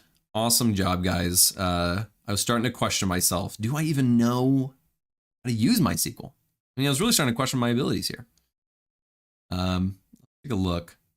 I think that is all we're going to do for populating null values. Now, here's why. Things like total laid off, percentage laid off, funds raised. How are we going to populate that with the data that we have here? I don't believe we can. Now, we might be able to populate, we might be able to populate some of this if we had the company total. Like if we had the original total before laid off, because then we could do calculations like, oh, these companies went completely out of business. That's not good. At 1%, that means 100% was laid off. But if we had, the total, they had 50 employees and 100% were laid off, we could populate the total laid off. Whoops, did it again. We could populate the total laid off by saying, if this is 50, 100% was laid off, that's 50 people were laid off. We don't have that data, so we can't go and populate it, I don't believe. Funds raised, we might be able to scrape some data from the web and populate this, but that's a totally different thing, not part of this project. So I think the data cleaning for the null values and blank values, I think that's going to be done. It's possible that the stage could be the same, and if you want to go check, you can, but we're going to keep chugging along because we want to remove columns and rows that we need to. Now, if you remember, we were looking at this before. Did I save that query? Let's go look. Here we go. I'll bring this down to the bottom. All right. these rows, let's really take a look at these and think about if this is going to be help to us. What we are trying to do with this data in the near future is we're not just trying to identify a company or a location that had layoffs, and maybe we are. Maybe we are trying to do that, but these have no layoffs and no percentage laid off. So in my opinion, I don't know if these laid off any at all. I believe that we can get rid of these. Now, deleting data is a very interesting thing to do. You have to be confident. Am I 100% confident? No, not really. But I'm confident enough to know that what we're about to look at in the next one, we're going to be using these total laid off a lot, percentage laid off a lot when we're looking at actually querying the data and doing some exploratory data analysis. So we're going to use these a lot. I don't think these, I'm not even sure if these are accurate. I'm not even sure if they actually did have a layoff. It's saying they did, but it doesn't show if they laid off any. So can we delete this? Yes. Should we delete this? It's iffy. I'm not 100% if I'm being completely honest. And there's a lot of rows like that. This could be like 100 or so. I'm really not. I mean, I could run a query and run it, but I don't want to. It's not a big deal. The point being, I don't think we need this information, so we're going to get rid of it. If nothing else, just to show that you can do it. So now we'll say delete, and then we'll do from here. There we go. So now we're going to delete these rows. Let's try to select them again, and they are gone. So we deleted the ones where the total laid off was blank and the percentage laid off was blank. I can't trust that data. I really can't. And let's go back down. I'm right here. Semicolon. So sometimes I have to walk myself through these things. All right. This row num. I mean, come on. We don't need that anymore. Let's get rid of it. So what we can do now, it's a little bit different syntax. We want to drop a column from this table. So we have to do the alter table again. We're going to alter table layoff staging 2. And then we're going to say drop column and row underscore num. If we run this, then we run the table again, should be gone. And it is. So this is it. This is our finalized clean data. Now in the next project, we're going to be doing exploratory data analysis on this cleaned data. We're going to finding trends and patterns and running complex queries. It's going to be phenomenal. I'm super excited about it. And I love this data cleaning one. I made some mistakes. I'll be the first one to admit, but cleaning data is not always a straightforward thing. You have to kind of mess around with it, figure it out. And that's what we did. Whoa, took a while. So just to recap, we removed duplicates, we standardized the data, we looked at the null values or blank values, then we removed any columns or rows. So we did a lot. If you go back and you actually scroll through here and look at some of this code that we wrote, it's not super beginner stuff. So if you're following along with these things and you are getting this project, this is a fantastic project to put on your portfolio. I myself would put this project on my portfolio because it's a very, very relevant thing. Hello, everybody. In this project, we're going to be focusing on exploratory data analysis. Now, in the first project, we worked with this exact data set and we cleaned up the entire thing. And that was a really good project. And it set us up to explore the data. And with all that clean data, we'll be able to look at our data much better and find better insights while we are using it. Now, normally when you start the EDA process or the exploratory data analysis process, you have some idea of what you're looking for. Sometimes, not always. And sometimes when you're exploring the data, you also find issues with the data that you then have to clean. So even though I did a data cleaning video and then an exploratory data analysis video, and they're kind of separate projects, sometimes those coincide together where you're exploring it and cleaning it at the same time. Now, what we're going to be doing here with this data set, we're just going to be kind of exploring it. I don't have any agenda. I don't have any, one thing that I want to look at. I just kind of want to look at everything, and we'll kind of discover and go about things as we are learning and looking at this data set. We will, however, start off really simple with kind of the basics, work a little bit more towards the tougher stuff. And then at the end, we'll have some more advanced things that I think will be really fun. So with that being said, let's start off with kind of more easier things. We'll kind of just ease our way into exploring this data set. Let's pull this down and let's copy this right down here. Now we're going to be working with this total laid off and percentage laid off, or most likely this total laid off quite a bit. The percentage laid off isn't super helpful because we don't know how large the company is. We don't have another column here that says, here's how many total employees they had. And then, okay, they had a percentage laid off. We won't work as much with this one, but we'll work quite a bit with this total laid off. Let's look real quick. We can look at something like the max total, and I need to use a parentheses, max total laid underscore off. And let's look at this. So on one day, there was somebody out there who had the max total laid off of 12,000 people. That's a lot of people to lay off in one go. That's a lot. Let's also take a look at the max, and I think it was percentage laid off. Now let's run this. And it looks like 1. Now 1 represents 100. That means 100% of the company was laid off.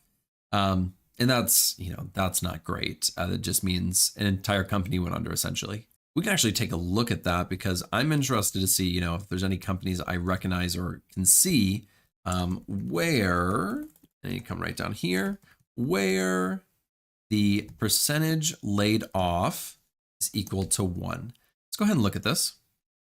And let's take a look. So we have this ahead. I'm just going to go through here and see if I recognize any of these. I'm in the crypto space, BlockFi. I feel like I recognize that one. I don't know. Let's keep going. Deliveroo. It's not good. They let go of 120 people. I'm just curious. I mean, I'm just kind of scrolling through here trying to see if I recognize any. These are companies that like completely went under or lost all their employees. Volt Bank. Interesting. Just interesting to me. We're going to be taking a look at a lot of stuff, but these are companies that completely went under. That's unfortunate. We can also order by total underscore laid underscore off in that's not how you spell it. In descending, we'll see which company went under had the largest. So this one had 2,000. This construction company had 2,400 people. They went under. Doesn't say what stage they were at, but that's in the United States. We can also take a look at, and there's another column over here called funds raised in millions. Let's look at that one. So I'm going to see, these are companies that had a lot of funding or potentially a ton of funding. Let's go over. This is like $2.4 billion, I believe. Like, I think it's like a ton of money. Quibi, I believe I know this company. In BlockFi, I thought I had heard of them. I'm pretty sure I know who that is. So Quibi is one that I'm definitely familiar with. It was like a short form media company. Yeah. And then there's British Volt, which looks like an electric company that went under. So, some big companies that went under in 2023, 2020, 2022. So that's interesting. So we have a lot of companies here, and we're just looking at that had total laid off. But let's take a look. Let's use group by real quick. I want to look at the company. And I also want to look at the sum of the total laid off. And for that, we need to use a group by the company.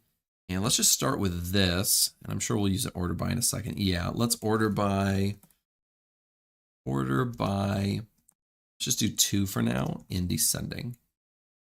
And 2 stands for 1, 2. This is the total laid off. So for the total for this table, and we don't know how far back it goes. We haven't checked that yet. We'll check that in a second. But for this table, you should recognize a lot of these companies. So I think it starts in like 2020 until like sometime in 2023. But this is Amazon let go of 1,800 people, Google 12,000. I'm guessing that's at one time because that was the max that we looked at earlier. This is Facebook or Meta, Salesforce, Microsoft, Philips, Uber, Dell, Cisco, Peloton. I mean, these are a ton of big companies. Carvana, they let go of thousands and thousands and thousands of people. Twitter, that's not surprising, given what's the change of things. Groupon, ton of people, or a ton of companies, and that's a lot of people that have been let go. Now, let's really quickly, before we keep going, I want to look at our date ranges real quick. So let's select everything. We'll do from there. And how do we want to do this? Let's do minimum of date. And let me do it like this, date. And then we'll do the max as well, because I want to look at the date range that we have here. Let's run this. It looks like it starts in 2020 of 311. So right when like, I believe the pandemic started or the COVID-19 started, I want to say that's like right when it hit at least us in the United States. And then this is almost exactly 3 years later. So early 2023. So just in those 3 years, you know, here's some of what we're looking at. These companies have let go of quite a few people or have had layoffs. We can also take this exact thing. Oops, what did I do here? Copy this again. We can also take this exact thing and look at quite a few other things. There was the industry. So we can look at industry, like what industry got hit the most during this time or had the most layoffs. All we're looking at right now is total laid off. We can also look at percentage in a little bit. But it looks like consumer got hit really hard, retail really hard. That makes a lot of sense with shops closing down because people couldn't come in for the coronavirus. Now we're just making assumptions, right? But you know, during that time, it was mostly COVID that impacted a lot of stuff. Then we have transportation, finance, healthcare, food, real estate. Yeah, there's a lot of people. Let's look at the lowest ones. Manufacturing, fintech, aerospace, energy, legal. So low numbers on those, high numbers on these. So really, really interesting. Let's go back up. Just want to look at our whole table really quickly, see what we got while we're looking at this stuff. And let's run this. And we're looked at the company, looked at the industry. I would really be interested to look at the country as well, which countries, at least from this data set, and we can copy, or we can go right here, country, because I believe that United States had the most. Holy mackerel. They had by far the most. Then India, this is 256,000 people lost their jobs. I think we'll look at the dates in a little while, like a kind of like time series, like how many per year, per month, per day, or whatever we want to look at. But goodness gracious, that's a lot of people within just 3 years in the United States. India, Netherlands, Sweden, Brazil, Germany, United Kingdom, then it goes down and down and down. But these are just reported from this data set that I had gotten. So really, really interesting. Good night. The United States had much more than most for sure. Let's actually look at that date real quick, or we can look at it by year. So we have this date, and if we do it like this, and we can do it by date real quick. So this is going to do it by individual date, and let's order by, let's do 1. This is the most recent date. So it's literally by date that's reported. We don't want that. Let's do it by the year. So 2020, 2021, 2022, 2023. We can do that fairly easily. We'll use this year function, and we'll group by the year as well. Let's try running this. There we go. It looks like in 2020, 80,000 people, 2021, 16,000, 160,000 in 2022. This looks like the worst year. And then we only have 3 months of data in 2023. There's 125,000, holy smokes. So in 2023, it looks like we're ramping up, because I'm recording this in 2023, about a month after this data set, that we got this data set. There's 125,000 people around the world, you know, but just in those first 3 months. So this is going to be a lot higher than even 2022. That's pretty wild. Very, very interesting. One other one while we're looking at group by, there was a column, and you can go back and look at it if you'd like, but it's called stage. And this shows the stage of the company. And if we run this, and we're all just looking at total laid off, but if you look at the stage of the company, this is like the different series that they're in, A, B, C, D. A, I believe, is like a Series A funding. That's like a super starting. Oh, this is like a seed phase. Then there's Series A, and then it goes up, until usually they go like they do IPO or they get acquired or something. Now, if we go up here and we do 2 descending, I want to see which one had the most. So this is post IPO. This is the Amazon, the Googles of the world, the large companies that are post IPO or initial public offering.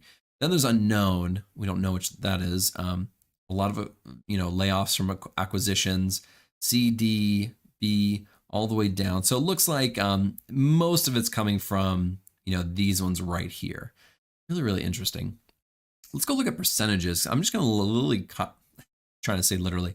I'm going to literally copy these. And with percentages, I don't think, let me look at percentage layoff. I don't think the sum is going to be a good indicator. I don't know if this is a good one to even look at because, and then we're looking at company right now because percentages refer to a percent of the company, right? So we don't have hard numbers because we don't know how large these companies are. So now that we're actually looking at this percentage laid off isn't super relevant. Really the one that's kind of more, has better, this is a better use for what we're looking at is this total laid off. Because again, we don't know these sums. We could look at like the average, right? But again, that just doesn't help us that much. I don't think we're gonna really dive into that too much. Is my feeling. Now, one thing that I would be really interested in is to kind of look at the progression of layoff, right? You could call this a rolling sum. So start at the very earliest of layoffs and do a rolling sum until the very end of these layoffs. And let's go to the bottom. This is where it's going to start getting a little tougher. And there's, we're just doing a little bit of exploratory data analysis, digging into this a little bit. You can go and dig into this as much as you'd like. You don't have to just do what I'm doing, but I'm just trying to show you some stuff. Now let's try to do rolling total of layoffs. We could do that on the day, although I feel like that's going to be way too many rows. Let's do it based off the month. So right here in this month. Now, let's see. If we do just the month, let's do something. I'll show you the month, and that's going to be an issue. And I'm in my head, I already know. But let's look at it. We could do something like select from, and let's get this. There we go. So if we do, we'll do substring. Let me add a semicolon. Let's do substring, and we want to pull out this month right here. So we'll go 1, 2, 3, 4, 5, 6. So start at position 6. And this is, of course, in the date column. We'll start at position 6, and then we'll take 2. Let's just run this really quickly. And there's our month. So this, we could do this as month, right? Or like this. Was that correct? Yeah. So as month, so this is our month that we're doing it. Now, if we group on this and we do like something like a sum of total laid off, I think that's the column. And then we do a group by on this month. So it'd be like this right here. We'll do group by this. Let's try running this. We should be able to do month as well. Let's try this real quick as well, because I don't want to have this if I don't have to. Run it. Perfect. So the months right here don't show us the year. So if we're trying to get a rolling total of just the month, it's actually could work fine when we actually implement the rolling total, use a window function. But the issue with this is it's just going to show us month. So this is 2020. This is January of 2020, 2021, 2022, 2023, any other years we have it. This is not a great rolling total. What if we did 1 all the way to, I want to say it's 7, 6, 7. Let's try this. Now this is going to give us a much better, and let's order this, order by 1 ascending. This is just our first column. So now, well, we should do it where it's not. Give me a second. I'm figuring this out as we go. We'll do where the month, write that, where the month is not null. I'm just going to get rid of that one.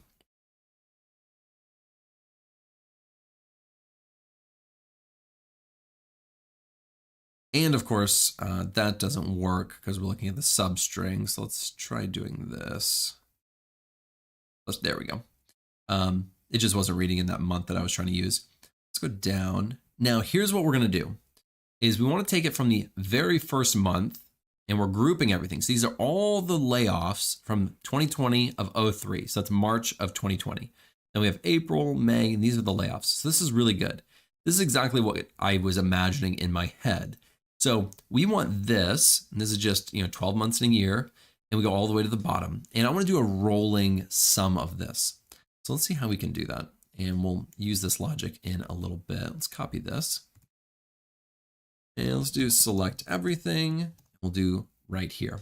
Now, what we actually want to do, now that I'm thinking about it, is when you want to take this data and we want to do the rolling sum based off this exact thing. So we actually need to take this. Let's get rid of this. And we'll do it with a CTE. So we'll say with, and we'll do rolling underscore total.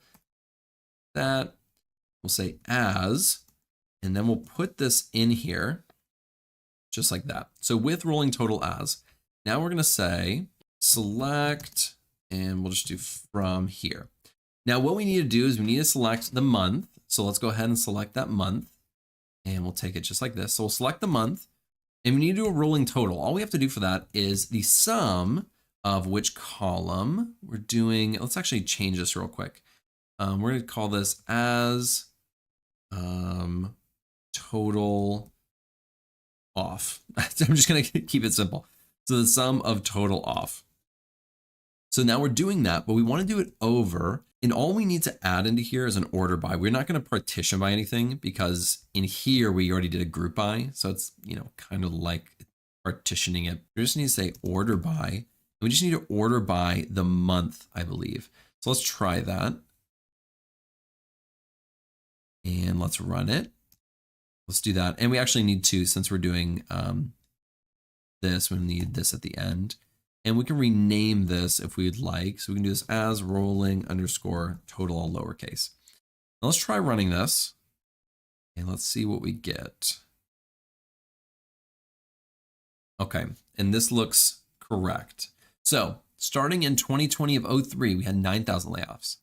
Then the next total we added onto here. Now, this visually isn't the best. I would like the month right here as well. So let me actually add, let me create its own row, put a comma here.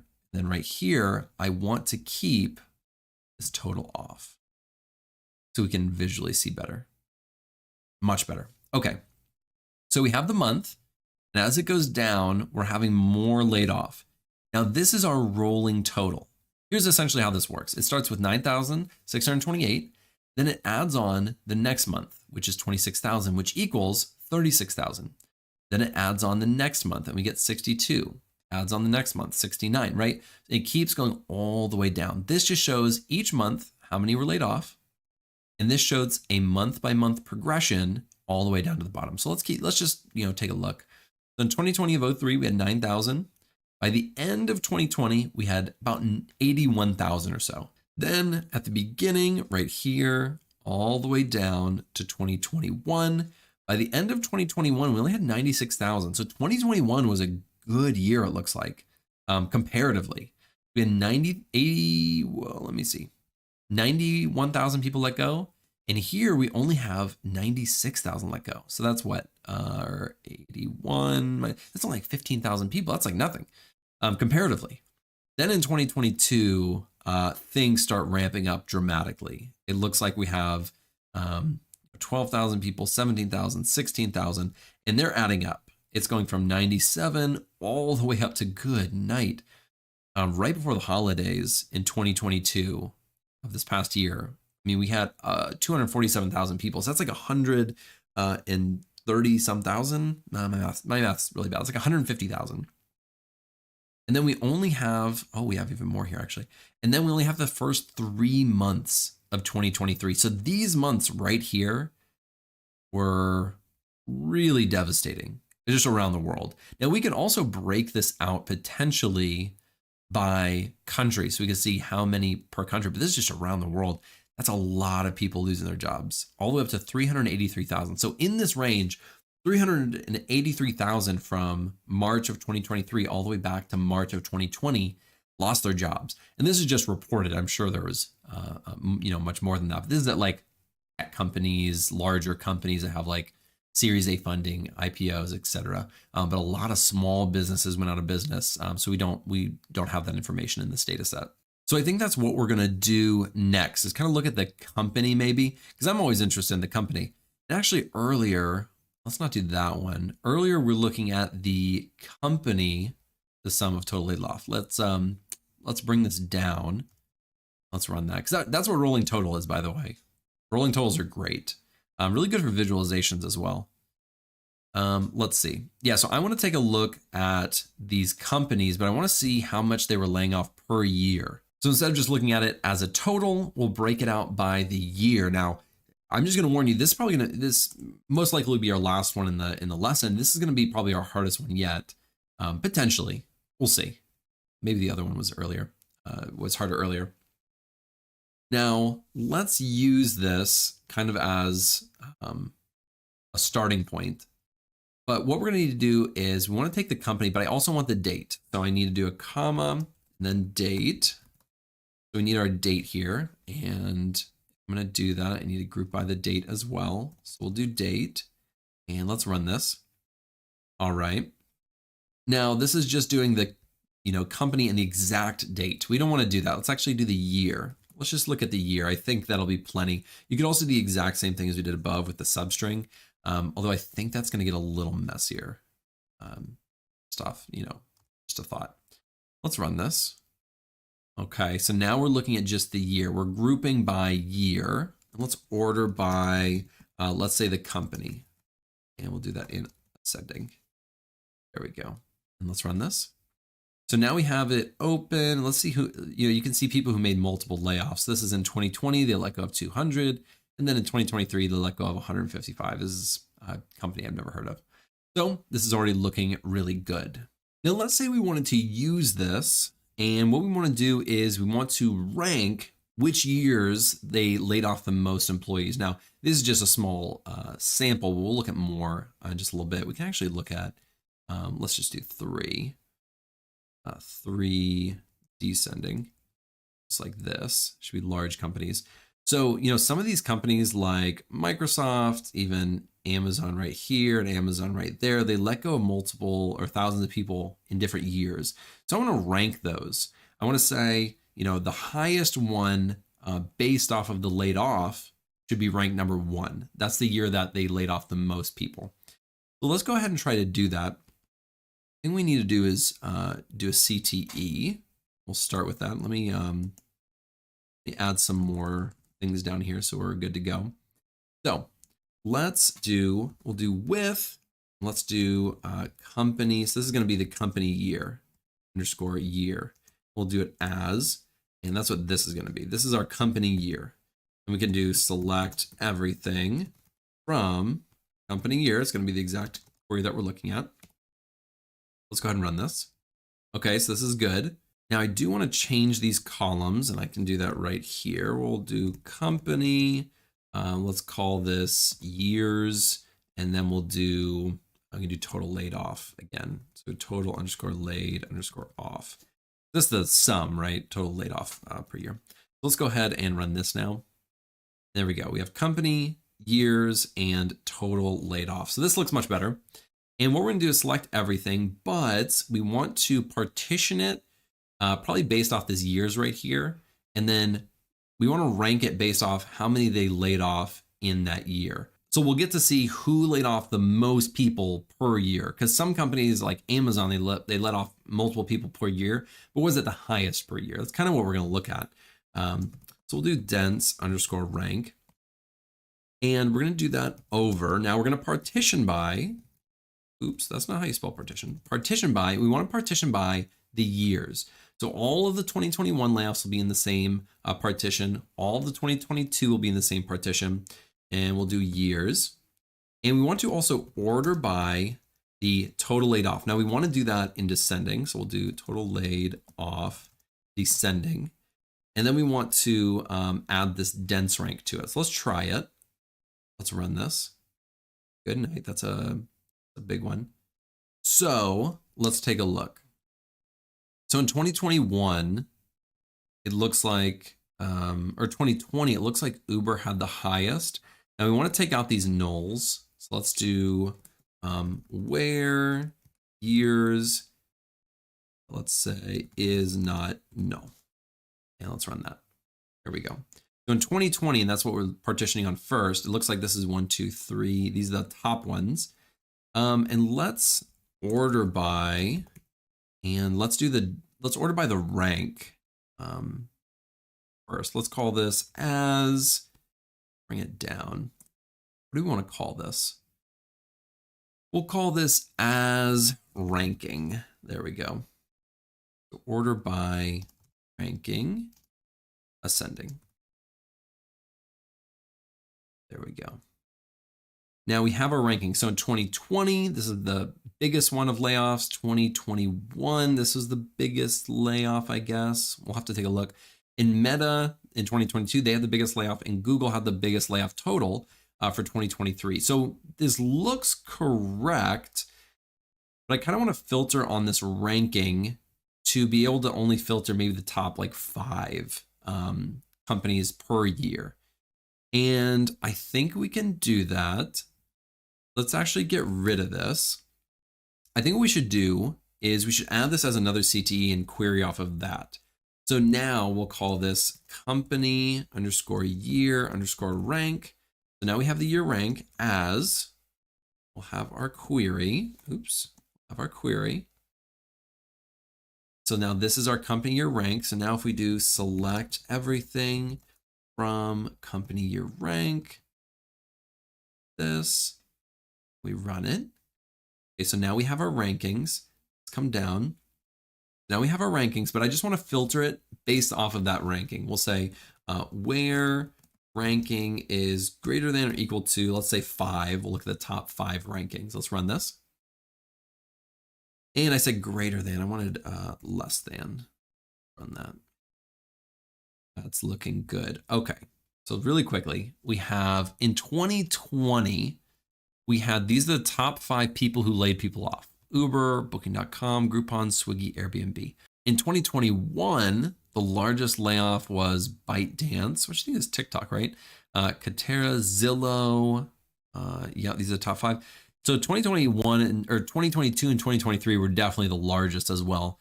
We have Meta, 11,000 people, Amazon, Cisco, Peloton, and Carvana, as well as Philips. They tied. That's why we have the dense ranking, because some of these will be ties. And then we have Google in 2023, all the way down to Dell. These are all ones I know: Microsoft, Ericsson, Amazon, Salesforce, and Dell. So this is really, really interesting. Just looking at a year-by-year snapshot, right? These are the total laid off for each company. And we could even go back and change this for like industry or, you know, really whatever we want to change this to. This is just an interesting query in general to look at, you know, per year. And we could go back and change it per month, or, you know, lots of stuff we can change in here. But this is really interesting to me. It just looks like a lot of the large tech companies took some big L's, took some big hits. Let's recap this query really quickly in case, you know, it's tough to follow. But we created this query up here, and we were looking at the company by the year and how many people they let off. Then right over here, we said with the company year, and we changed these columns. This is our CTE. So we created our first CTE. Then we went and we gave it a rank, and we wanted to, you know, filter on that rank. So we did this rank as another CTE. We just did a comma, had a second CTE, and we hit off the first CTE, the company year, which is right here. So we hit off our first CTE to make this second CTE. And then finally, we queried off of the final CTE. Definitely not an easy query to kind of think through and walk through, but I hope, you know, you're able to follow because, you know, that's a really good query. This is something I've definitely done in my real job when I was working with a lot of healthcare data. This is a lot of stuff that I would do. And so this is a, you know, pretty good query to know how to do. But with that being said, we are done with this lesson. I hope this wasn't too short. I don't know how long I ran, but you know, we looked at a lot of different stuff. Let's go back to the top. Again, we were just exploring the data. We looked at laid off a lot, looked a lot at the company, when these dates actually started for these layoffs in this data set. We looked at the country, the actual year of laid off. Then we went to a little bit more difficult things. We looked at it per month.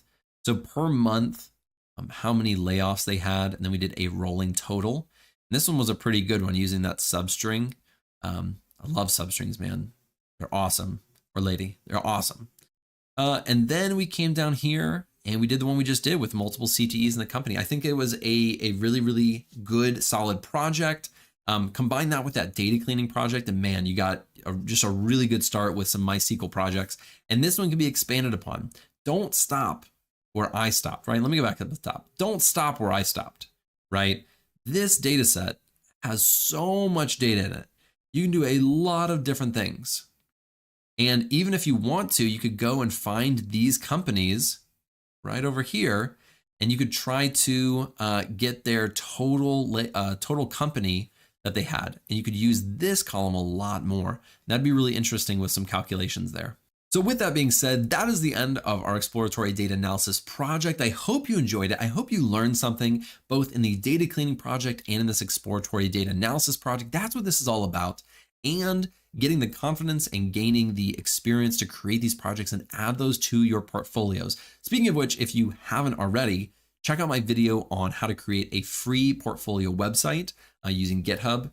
Awesome. I highly recommend it. And you can add these to your portfolio. So with that being said, thank you so much for watching. I really appreciate it. If you liked this video, if you learned anything at all, be sure to like and subscribe below. Check out my channel for tons of other videos just like this one and more. I will see you in the next video.